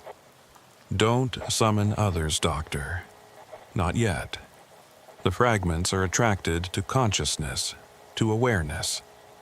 The more people in proximity to the specimen, the more targets they have, the more desperate they become to find suitable housing. Right now, they're contained, confused by the density of minds in this hospital. But if security comes, if more people focus their attention directly on the specimen, the fragments will strengthen. Attention is a form of connection, and connection is what they need to complete their transition. This was clearly a psychiatric emergency, but I found myself hesitating. There was something about Obadiah's certainty, about the way the thing in the bag moved with such purpose that triggered some primitive instinct in me, some warning that predated rational thought. "What do you need me to do?" I asked, surprising myself with the question. Why was I engaging with his delusion rather than treating it? He met my eyes, and I saw something in his expression shift. Relief, perhaps, or recognition. "I need a quiet space, sterile if possible, with no observers. I need to complete the transference properly this time, gather the scattered fragments and bind them fully into the specimen. It's delicate work, requires absolute focus. If I'm interrupted, if anyone disrupts the process, the fragments could escape entirely. And a human consciousness fragmented and desperate, untethered from biological housing, can do terrible things when it encounters new hosts."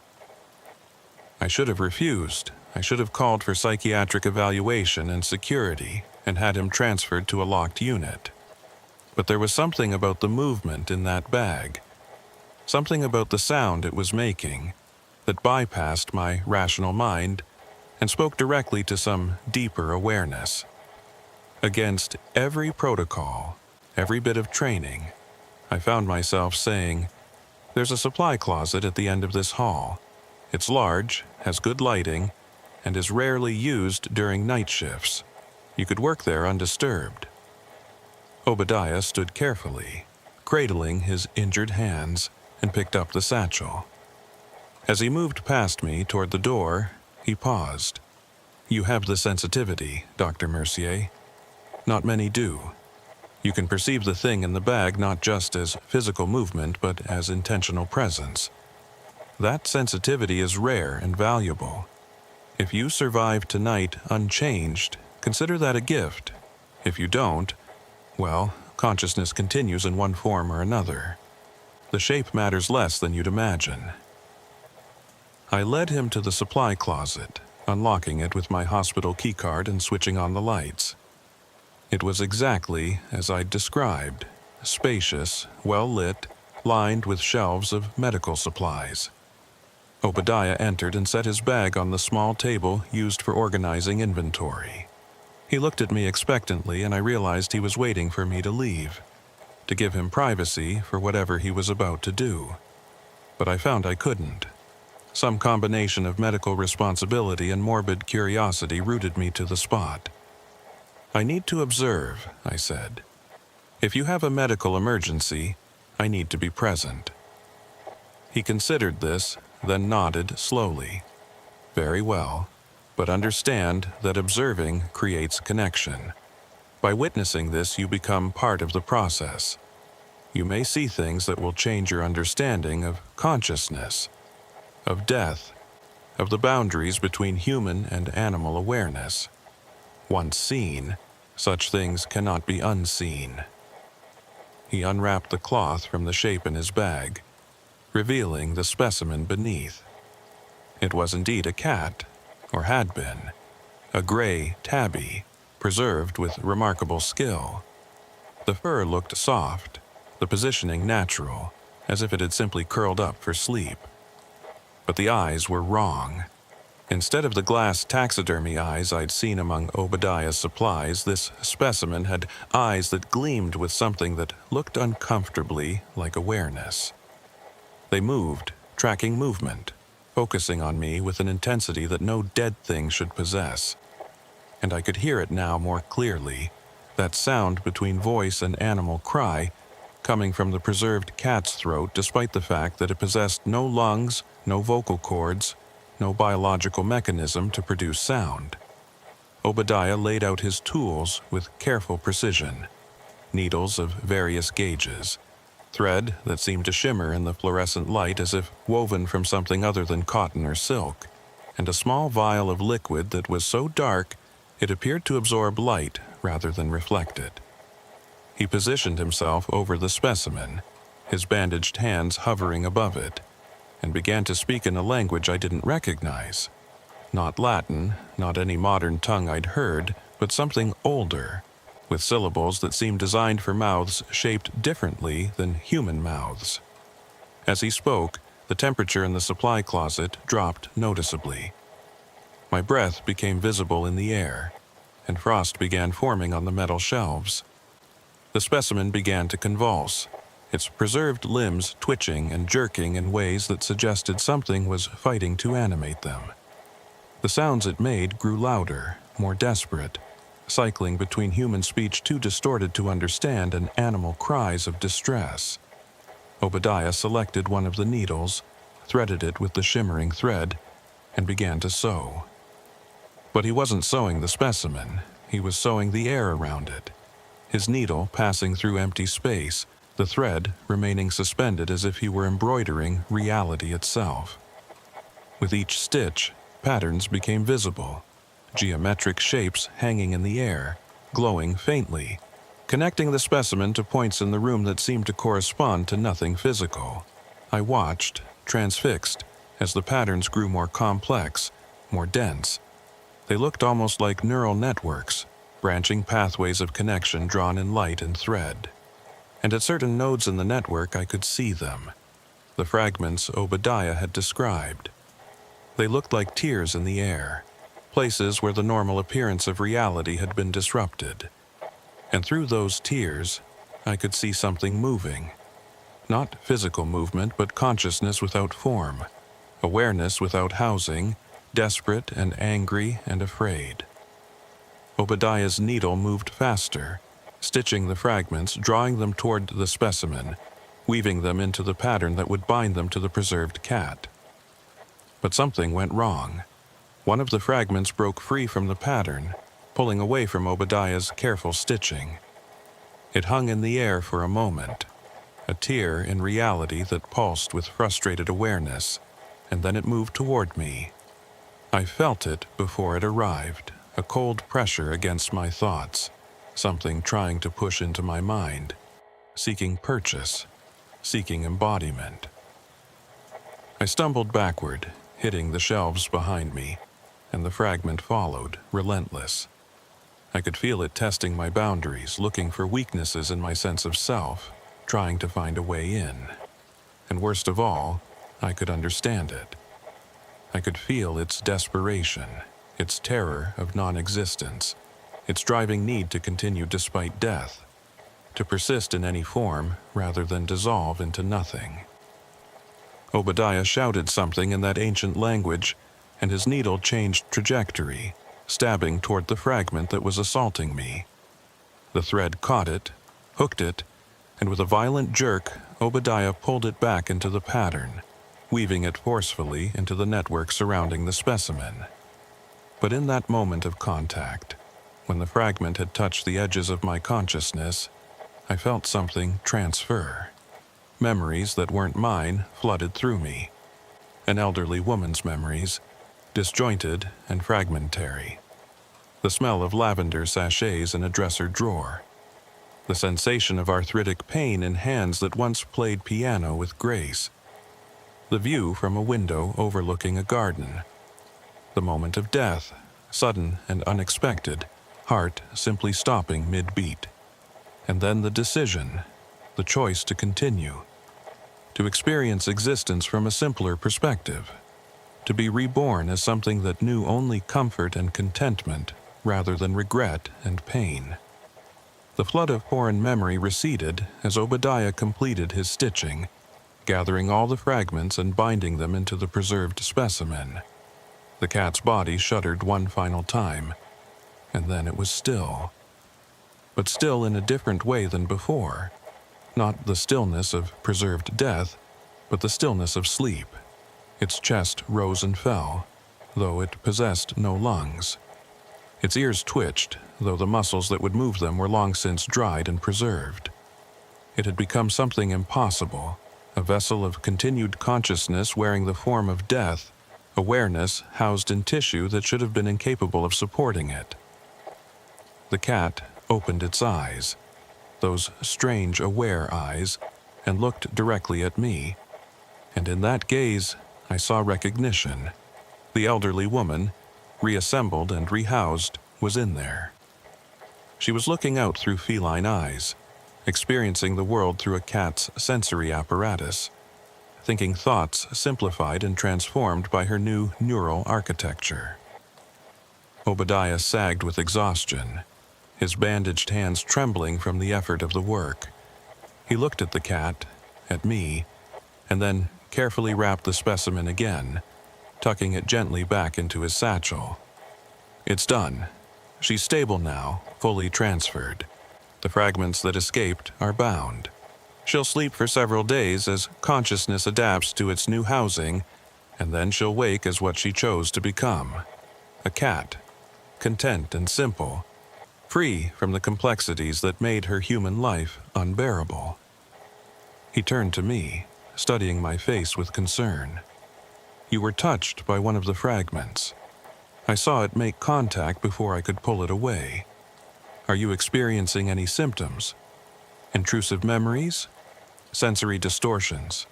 The feeling that your thoughts aren't entirely your own? I wanted to deny it, to insist I was fine, but the elderly woman's memories were still echoing in my mind, fading now but unmistakably present. I felt things that aren't mine, memories from the client, from the woman whose consciousness you just transferred into that cat. Obadiah nodded gravely.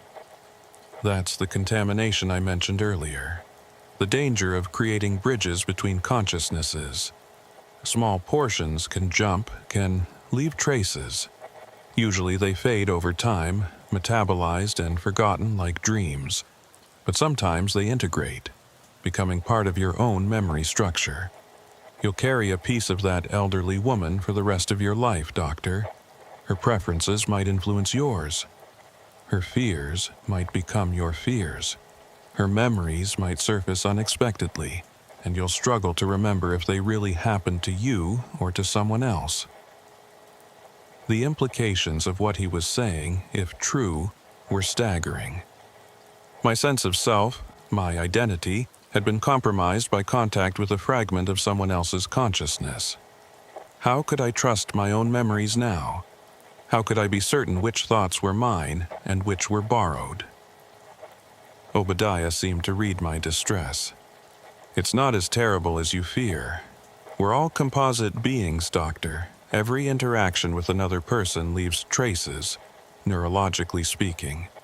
Their perspectives, their ideas, their ways of thinking, they integrate with our own. What you experience tonight is simply a more direct, more intense version of what happens naturally throughout life. You're still you, just slightly expanded, carrying a bit of someone else's story alongside your own. As I was processing this, trying to reconcile what I'd witnessed with my understanding of reality, Obadiah checked his watch. The movement was casual. but I noticed his expression change, a flicker of concern crossing his face. "What time is it?" he asked, though he'd just looked at his watch. I checked the wall clock. 2:47 a.m. Why? He began gathering his tools more quickly, his movements taking on urgency.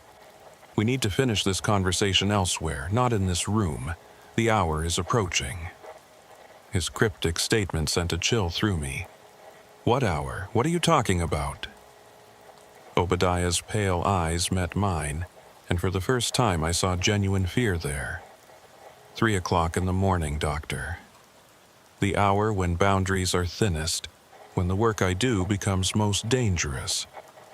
During normal hours, consciousness transfer is contained, controlled. But at 3 o'clock a.m., something changes. The fragments don't just seek embodiment, they become predatory. They actively hunt for hosts, and they're far more successful at forcing entry. If we're still in proximity to this specimen when the hour strikes, if we're in this enclosed space with so much residual energy from the transfer... He didn't finish the thought, but he didn't need to. We moved quickly back to the examination room, Obadiah carrying his satchel with the now sleeping specimen. Once there, with the door open and the bustle of the ER providing ambient human presence, he seemed to relax slightly. "You should know something else, Dr. Mercier. About the work I do, about why I came here tonight rather than completing the transfer at my workshop. It's not just because the hospital provides dilution of consciousness, it's because of the time. I needed to finish before 3 o'clock a.m. and I was running late. The client died at 2:15 this afternoon, and the preservation window is exactly 12 hours. After that, consciousness begins to dissipate beyond recovery, scattered too widely to gather. I had until 2:15 a.m. to complete the transfer. I finished the preservation and began the transfer process at my workshop around midnight. But the fragmentation I mentioned, it complicated everything. By 2 a.m., I realized I couldn't complete it alone, couldn't contain all the fragments by myself. That's when I injured my hands. I looked at his bandaged hands with new understanding. "You injured yourself deliberately, to have a reason to come to the hospital." He nodded. I needed assistance, even if that assistance was simply observation, witness, additional conscious presence to help anchor reality while I worked.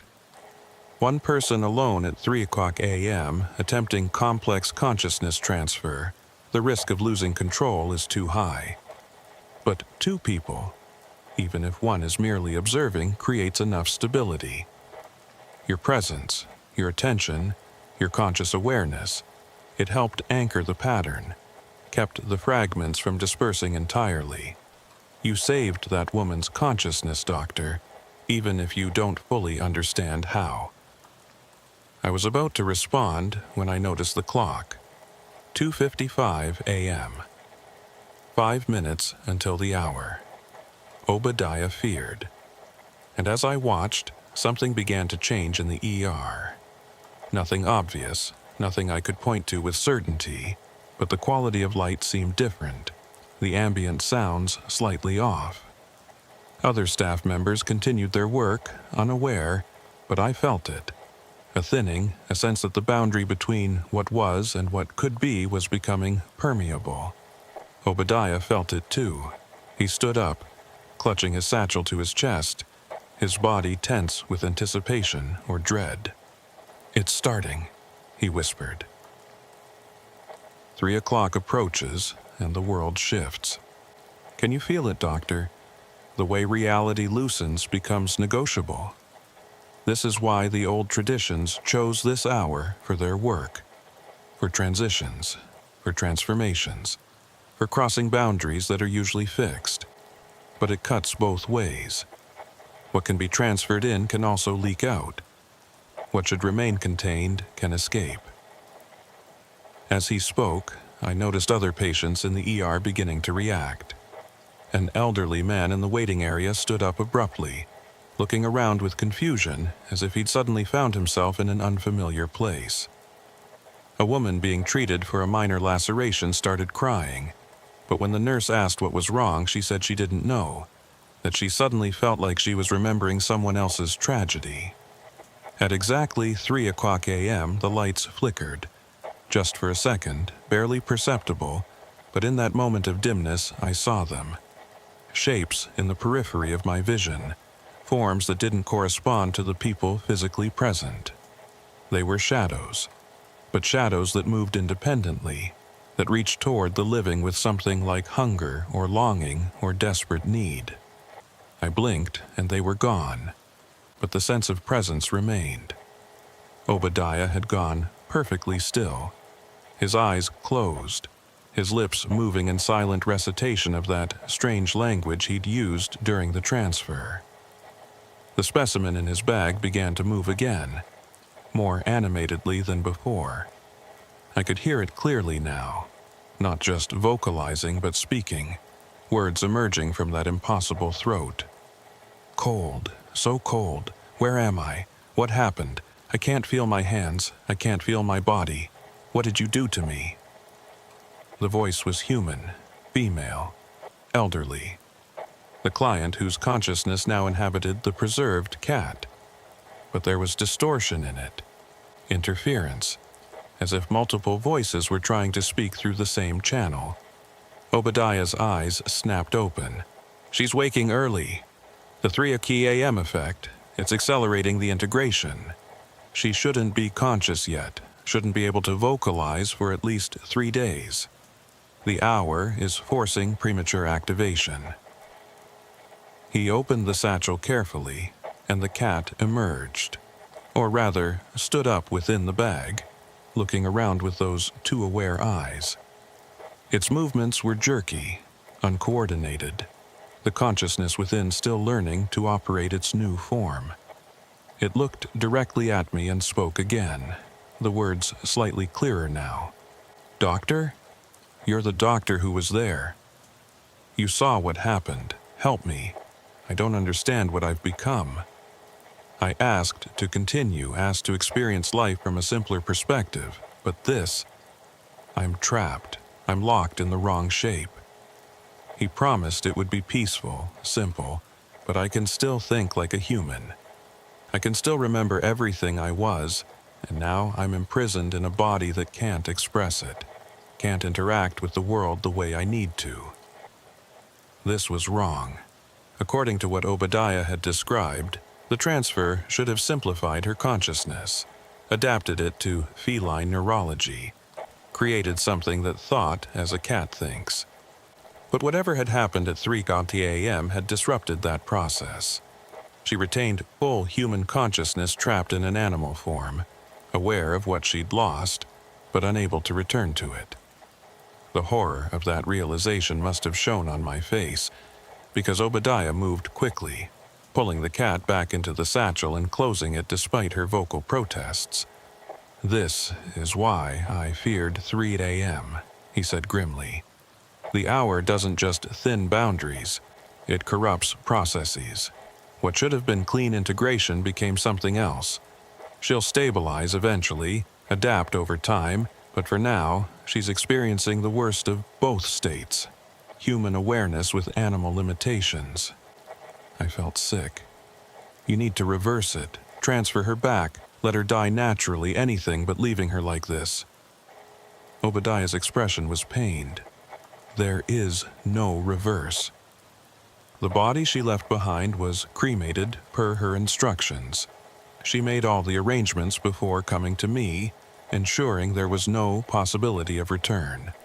This is what she chose, what she paid for. The complication is unfortunate, but the contract is complete. She will adapt, eventually. Or she'll fragment again, and in that fragmentation perhaps find the simplification she sought. His callousness shocked me. "You can't just leave her suffering in that state. It's inhumane.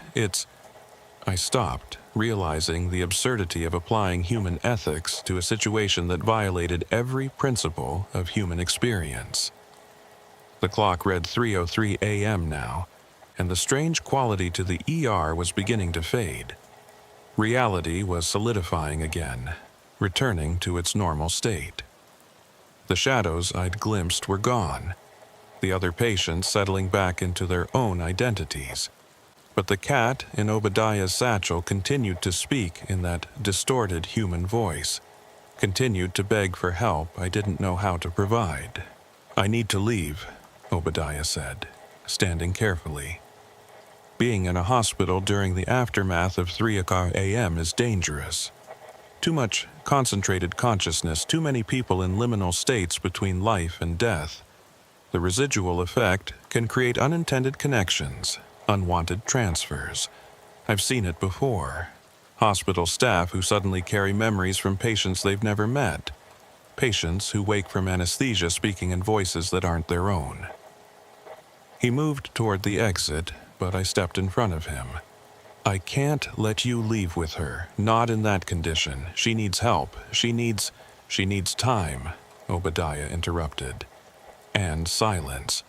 The more she tries to use human language, the more she reinforces neural patterns that won't serve her in her new form. She needs to stop thinking in words, stop trying to conceptualize as a human, allow the feline neurology to reshape her consciousness. It will happen naturally if she stops resisting.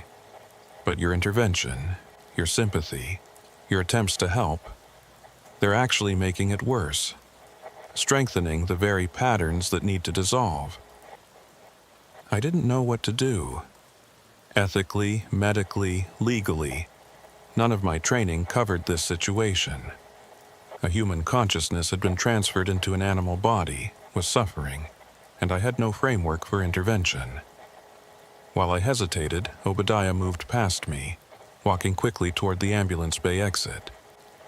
I called after him, "Mr. Glass, you need follow-up care for your hands. Those injuries," he turned back briefly, "will heal, or they won't. I've survived worse. But you, doctor, pay attention to what you remember over the next few days. Pay attention to preferences that feel new, memories that don't quite fit. The fragment that touched you left more than traces. It left a seed, and seeds grow." He disappeared into the pre-dawn darkness, taking his impossible cargo with him. I stood in the doorway, watching him go, and heard the cat's voice fading. "Help me, please, somebody. Help me. I don't want to be this. I don't want to." The sound haunted me. Haunts me still. I returned to my station and tried to continue my shift, but everything felt wrong, off kilter. I kept catching glimpses of things in my peripheral vision, shadows that weren't there, movements that didn't correspond to physical sources. The contamination Obadiah had warned about was manifesting, altering my perception in subtle but undeniable ways. At 3:30 a.m., I excused myself to the bathroom and stood at the sink staring at my reflection. My own face looked back at me, but there were moments when I saw something else overlaid. An elderly woman's face, lined with age, eyes full of a sadness I'd never personally experienced. The memories she'd left in me were surfacing more strongly now, no longer just isolated flashes but sustained sequences. I remembered childhood moments I'd never lived, remembered relationships with people I'd never met, remembered a husband's death that had devastated someone who wasn't me. The boundaries of my identity were blurring, and I didn't know how to stop it. Over the next hour, 3 more patients arrived at the ER, all of them complaining of similar symptoms. Sudden, intrusive memories, feeling like they were becoming someone else, experiencing emotions that had no source in their personal history. All 3 had been in the ER during the 3 a.m. hour. All 3 had been in proximity to where I'd witnessed Obadiah's work.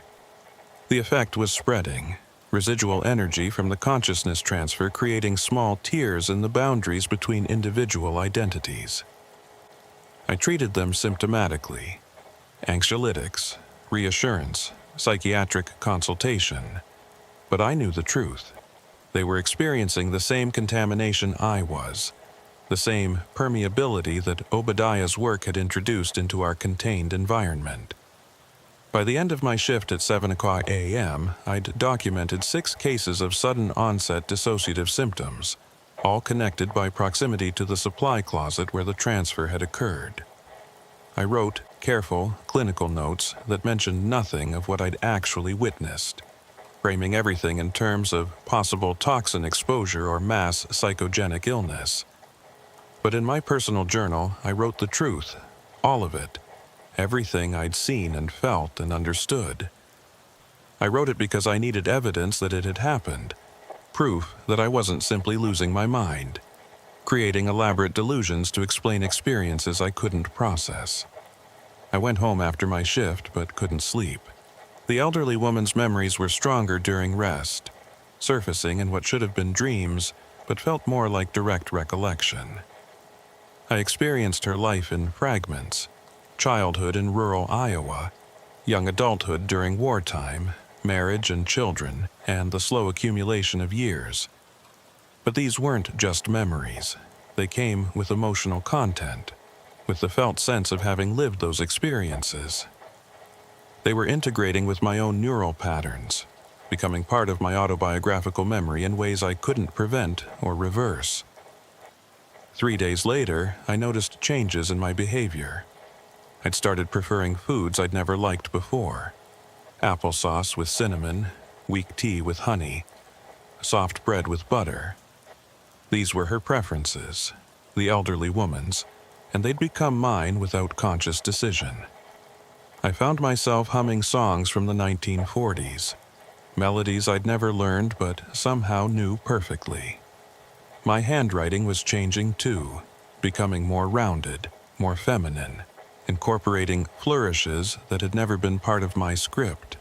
Small changes, perhaps, but accumulating, and each one represented a loss of my original self, a replacement with borrowed patterns. I tried to research Obadiah Glass, hoping to find him, to demand answers or reversal or at least explanation, but there was no record of him. No taxidermy business license, no address that led anywhere real, no online presence whatsoever. The intake form from his ER visit listed a phone number that was disconnected, an address that corresponded to an empty lot. It was as if he existed only during those liminal hours, only at 3 o'clock a.m. when boundaries were thin enough for his work to be possible, and dissolved back into unreality during normal daylight hours. But I found evidence of his clients, people who'd disappeared from normal life, missing person cases that had gone cold, individuals who'd simply vanished, leaving confused families and unanswered questions. And in almost every case, there were reports of the person being obsessed with animals in the months before their disappearance, spending excessive time observing wildlife, researching animal consciousness, expressing dissatisfaction with human existence and longing for simpler forms of being. They'd been preparing, I realized, getting ready for the transition, conditioning themselves to accept what Obadiah would do to them. One case particularly disturbed me. A professor of philosophy who'd written extensively about the hard problem of consciousness, about the possibility of minds existing in substrates other than human brains. He'd disappeared 5 years ago, and his last published paper argued that consciousness was substrate independent, that personal identity could theoretically persist through radical changes in physical housing. 3 months after his disappearance, his wife reported that a stray dog had appeared at their home. A dog that behaved oddly, that seemed to recognize her and respond to private jokes and intimate references that no normal dog should understand.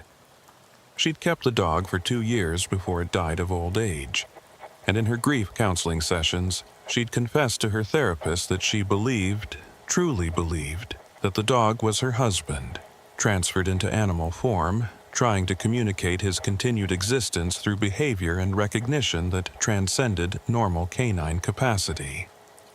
I found other stories like this, scattered across years and geography.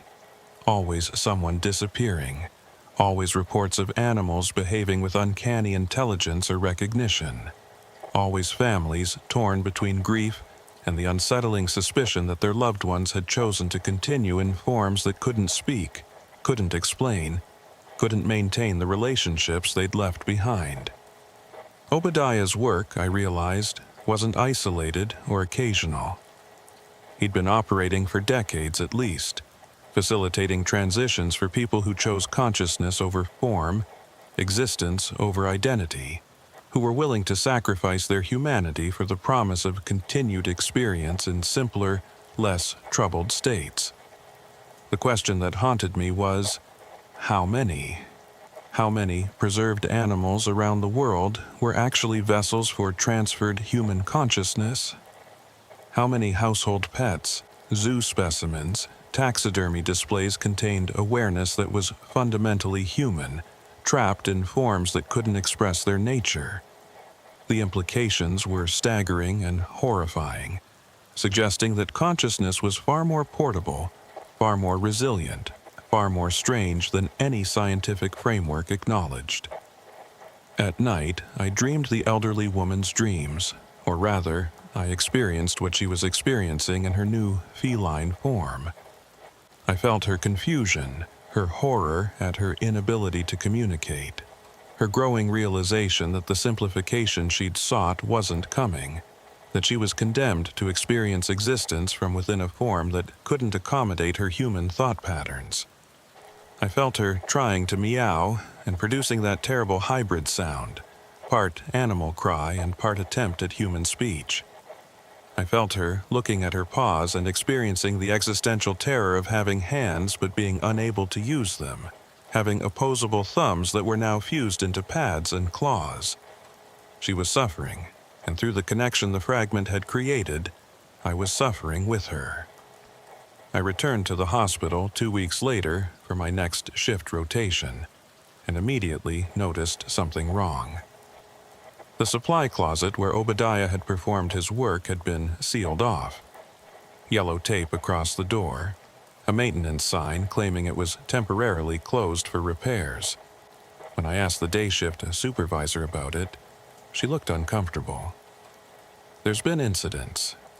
Staff reporting feelings of being watched in that area, seeing things that aren't there, experiencing sudden memory loss or confusion. Administration is investigating, possibly mold in the ventilation system, possibly something else. Until they determine the cause, that closet is off limits. I knew better. The residual energy from the consciousness transfer wasn't dissipating. If anything, it was intensifying. The fragments that Obadiah hadn't successfully gathered, the pieces of awareness that had leaked out during the process, were still there, still seeking embodiment, still trying to complete transitions that had been interrupted. The room had become a weak point, a place where the boundary between embodied and disembodied consciousness was permanently thinned. Over the following months, 3 staff members who'd worked in that corridor during night shifts reported neurological symptoms. Sudden onset of foreign language fluency, skills they'd never learned but could suddenly perform, knowledge they'd never acquired but could access perfectly. One nurse suddenly spoke fluent Italian despite having never studied the language, using idioms and regional dialect that matched perfectly with a region she'd never visited. When tested, she scored at native speaker level, but had no conscious memory of learning any of it. Another nurse developed sudden, expert-level piano skills, could sit at the hospital lobby piano and perform complex classical pieces despite never having taken lessons. The skills felt natural, instinctive, as if she'd been playing for decades, but they weren't her skills. They'd been transferred, leaked across from some fragment of consciousness still lingering in that sealed supply closet. I began to understand what Obadiah had meant about contamination being inevitable in his work. Every consciousness transfer leaked awareness, scattered fragments that sought new hosts, created unwanted connections between minds that should have remained separate. And at 3 o'clock a.m., when boundaries were thinnest, these leaked fragments became active, hunting for completion, for embodiment, for the chance to finish transitions that had been interrupted. The hospital, with its concentration of consciousness in liminal states, was the perfect environment for these fragments to find new hosts. How many patients and staff were walking around carrying pieces of consciousness that didn't originate in their own neural patterns? How many were composite beings without realizing it? Their sense of self contaminated by leaked awareness from Obadiah's work and the work of others like him? The elderly woman's presence in my mind grew stronger rather than fading. Her memories became more detailed, more vivid, sometimes more real than my own. I found myself crying over the loss of her husband, grieving for a man I'd never met, missing children who weren't mine. Her personality was asserting itself, creating a second awareness that coexisted with my own, commenting on my decisions, influencing my behavior. I was becoming a composite being, Dr. Lyle Mercier, with an elderly woman's consciousness grafted onto his own, two identities forced into uncomfortable coexistence within a single neural substrate. I returned to the supply closet one night around 2:45 a.m., using my credentials to override the lockout. I needed to understand what was left in that room, what residual effects persisted from Obadiah's work. The space was cold, much colder than the surrounding hallways, and there was a quality to the air that felt thick, resistant, as if I were pushing through something more substantial than normal atmosphere. I could see them more clearly here. The shadows, the shapes, the fragments of consciousness that hadn't found hosts. They moved at the edges of perception, reaching out with something like hunger, like desperate longing, like existential terror of dissolution. At exactly 3 o'clock a.m., they became fully visible. Dozens of them, maybe hundreds, fragments of human consciousness torn from their original contexts, unable to complete the transitions they'd begun, trapped in a state between embodiment and extinction. They surrounded me, and I felt them pressing against my mind, testing my boundaries, seeking entry, but I wasn't empty enough, wasn't receptive enough. My consciousness was already contaminated with the elderly woman's presence, already composite, and there was no room for additional fragments. They recoiled from me, frustrated, and turned their attention elsewhere, flowing out of the supply closet and into the hospital corridors, hunting for more suitable hosts among the patients in vulnerable states, among staff members whose consciousness was stretched thin by exhaustion or stress. I realized then that Obadiah's single interrupted transfer had created an ongoing crisis, a persistent leak of consciousness fragments that would continue to seek embodiment indefinitely unless somehow resolved. Every night at 3 a.m., these fragments would activate, would hunt, would attempt to complete transitions that should never have been started. And with each successful fragmented transfer, with each contamination of a hospital worker or patient, the problem would worsen, creating more composite beings, more contaminated consciousness, more permeability in the boundaries that should separate individual minds. I filed a report with hospital administration, framing everything in terms of environmental factors, possible toxin exposure, electromagnetic field anomalies, structural issues affecting staff well-being. I recommended that the supply closet be completely renovated, stripped to bare walls, all materials removed and destroyed. My recommendations were accepted, and within a week, construction crews had gutted the space. They found nothing unusual, no mold, no chemical contamination, no structural defects. But the residual energy, the consciousness fragments, they dissipated once the physical space was eliminated. Removing the anchor point where Obadiah had worked, erasing the physical location where boundaries had been thinned, it somehow reset reality in that area, closed the weak point that had been created. But the effects on those who'd been contaminated, myself included, persisted. We all carried pieces of consciousness that weren't originally ours, all of us slightly composite, slightly other than we'd been before that night. I learned to live with the elderly woman's presence in my mind, her memories that had become my memories, her preferences that had altered my behavior. In a way, she'd achieved a form of immortality, not in the feline form she'd chosen, but as a fragment living within my consciousness, experiencing the world through my senses, continuing her existence as a passenger in my life.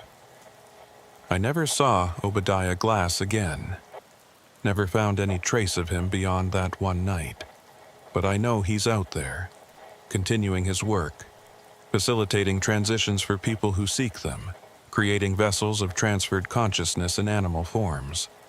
And every preserved animal I see now, every piece of taxidermy in a museum or private collection, every mounted specimen sitting behind glass, I wonder, is there someone in there? Is there human awareness trapped behind those glass eyes, unable to communicate, unable to explain, forced to experience existence in a form that can't accommodate the complexity of human thought?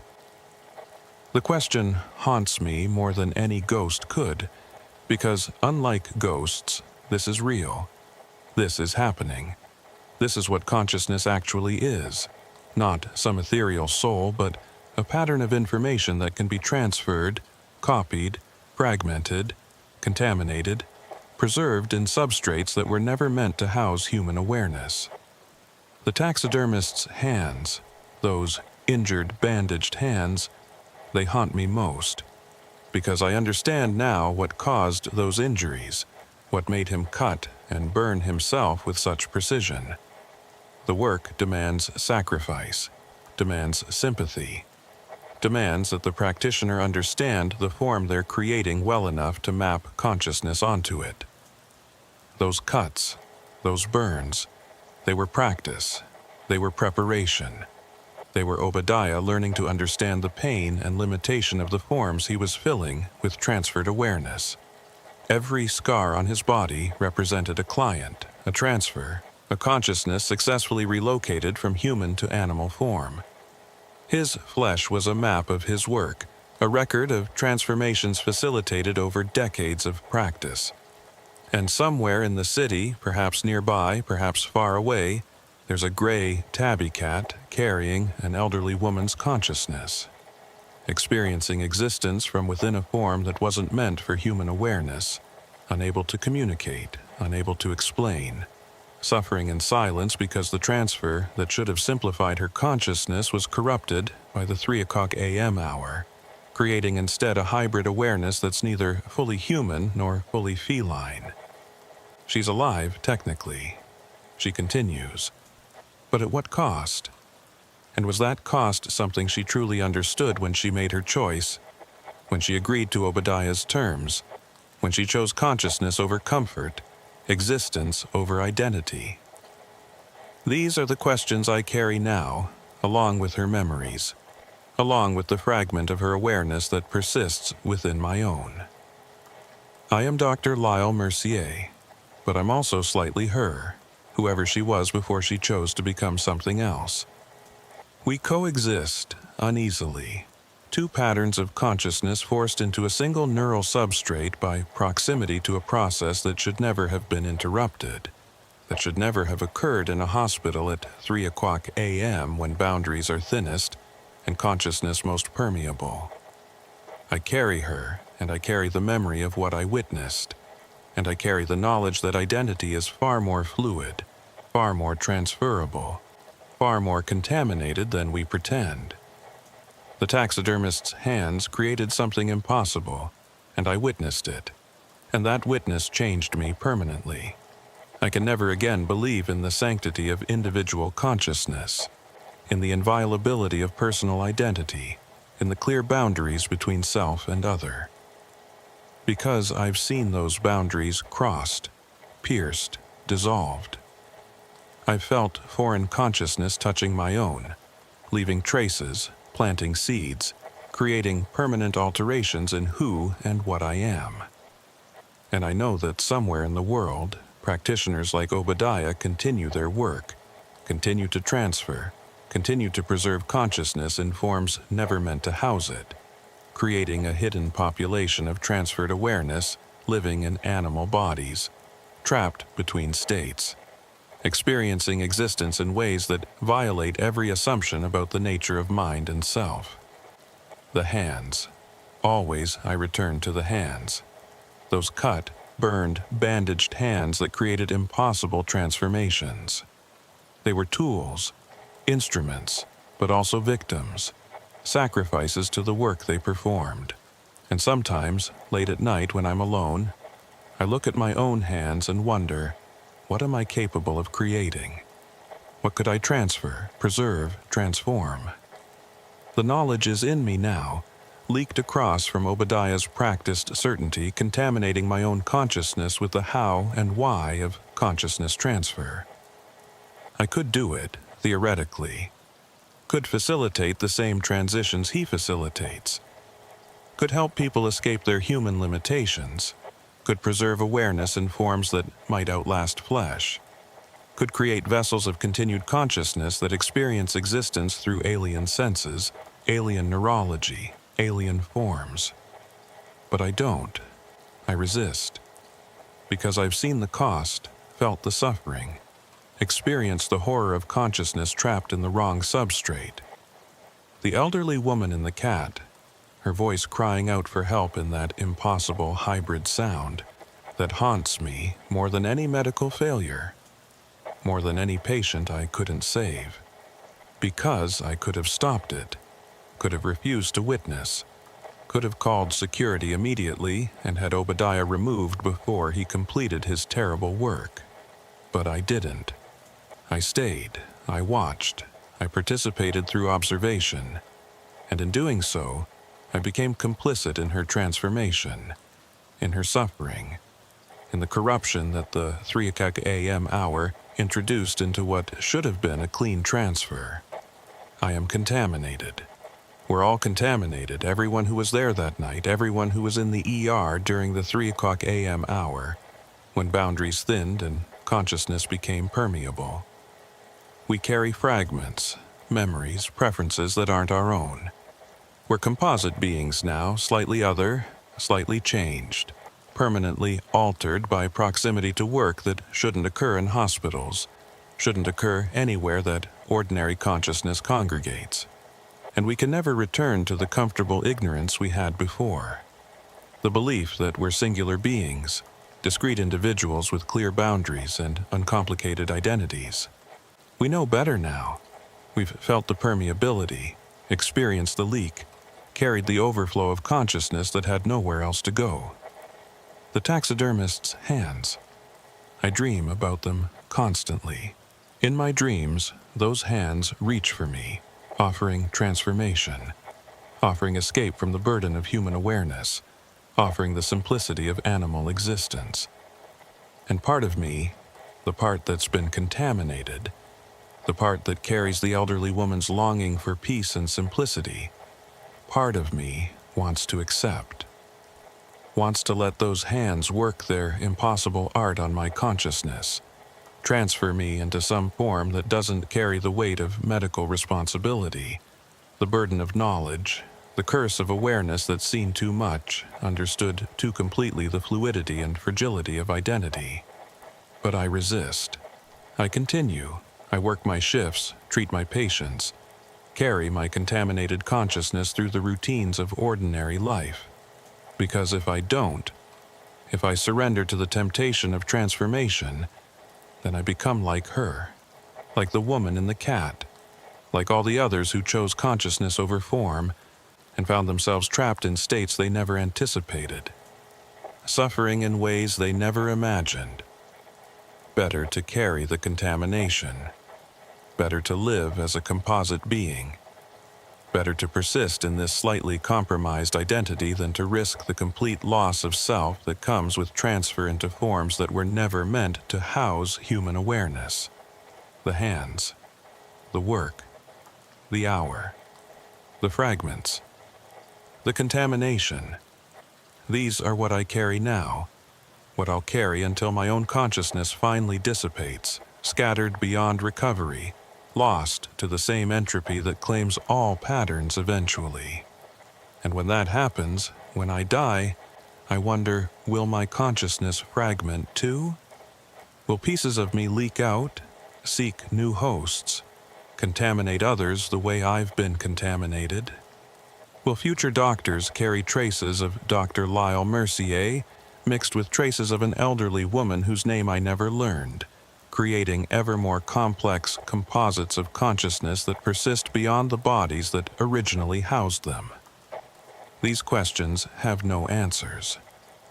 Only the certainty that I witnessed something impossible, that I was changed by that witness, and that somewhere in the city, a taxidermist with scarred hands continues his work, creating vessels of transferred consciousness one client at a time, one specimen at a time, one transformation at a time.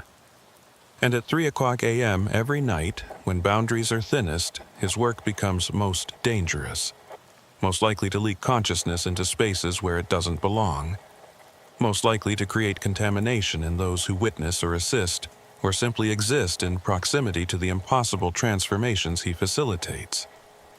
The hands work, the consciousness transfers, the fragments leak, and we all become slightly other, slightly composite, slightly contaminated by exposure to techniques that should remain hidden, to knowledge that should stay secret, to awareness that violates every comfortable assumption about the nature of identity and self.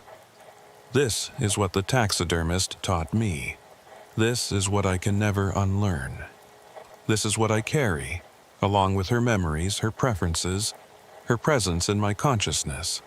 Permanent proof that we're never truly singular, never fully ourselves, always potentially permeable to the overflow of other minds, other patterns, other consciousness seeking continuation in any form that will have them.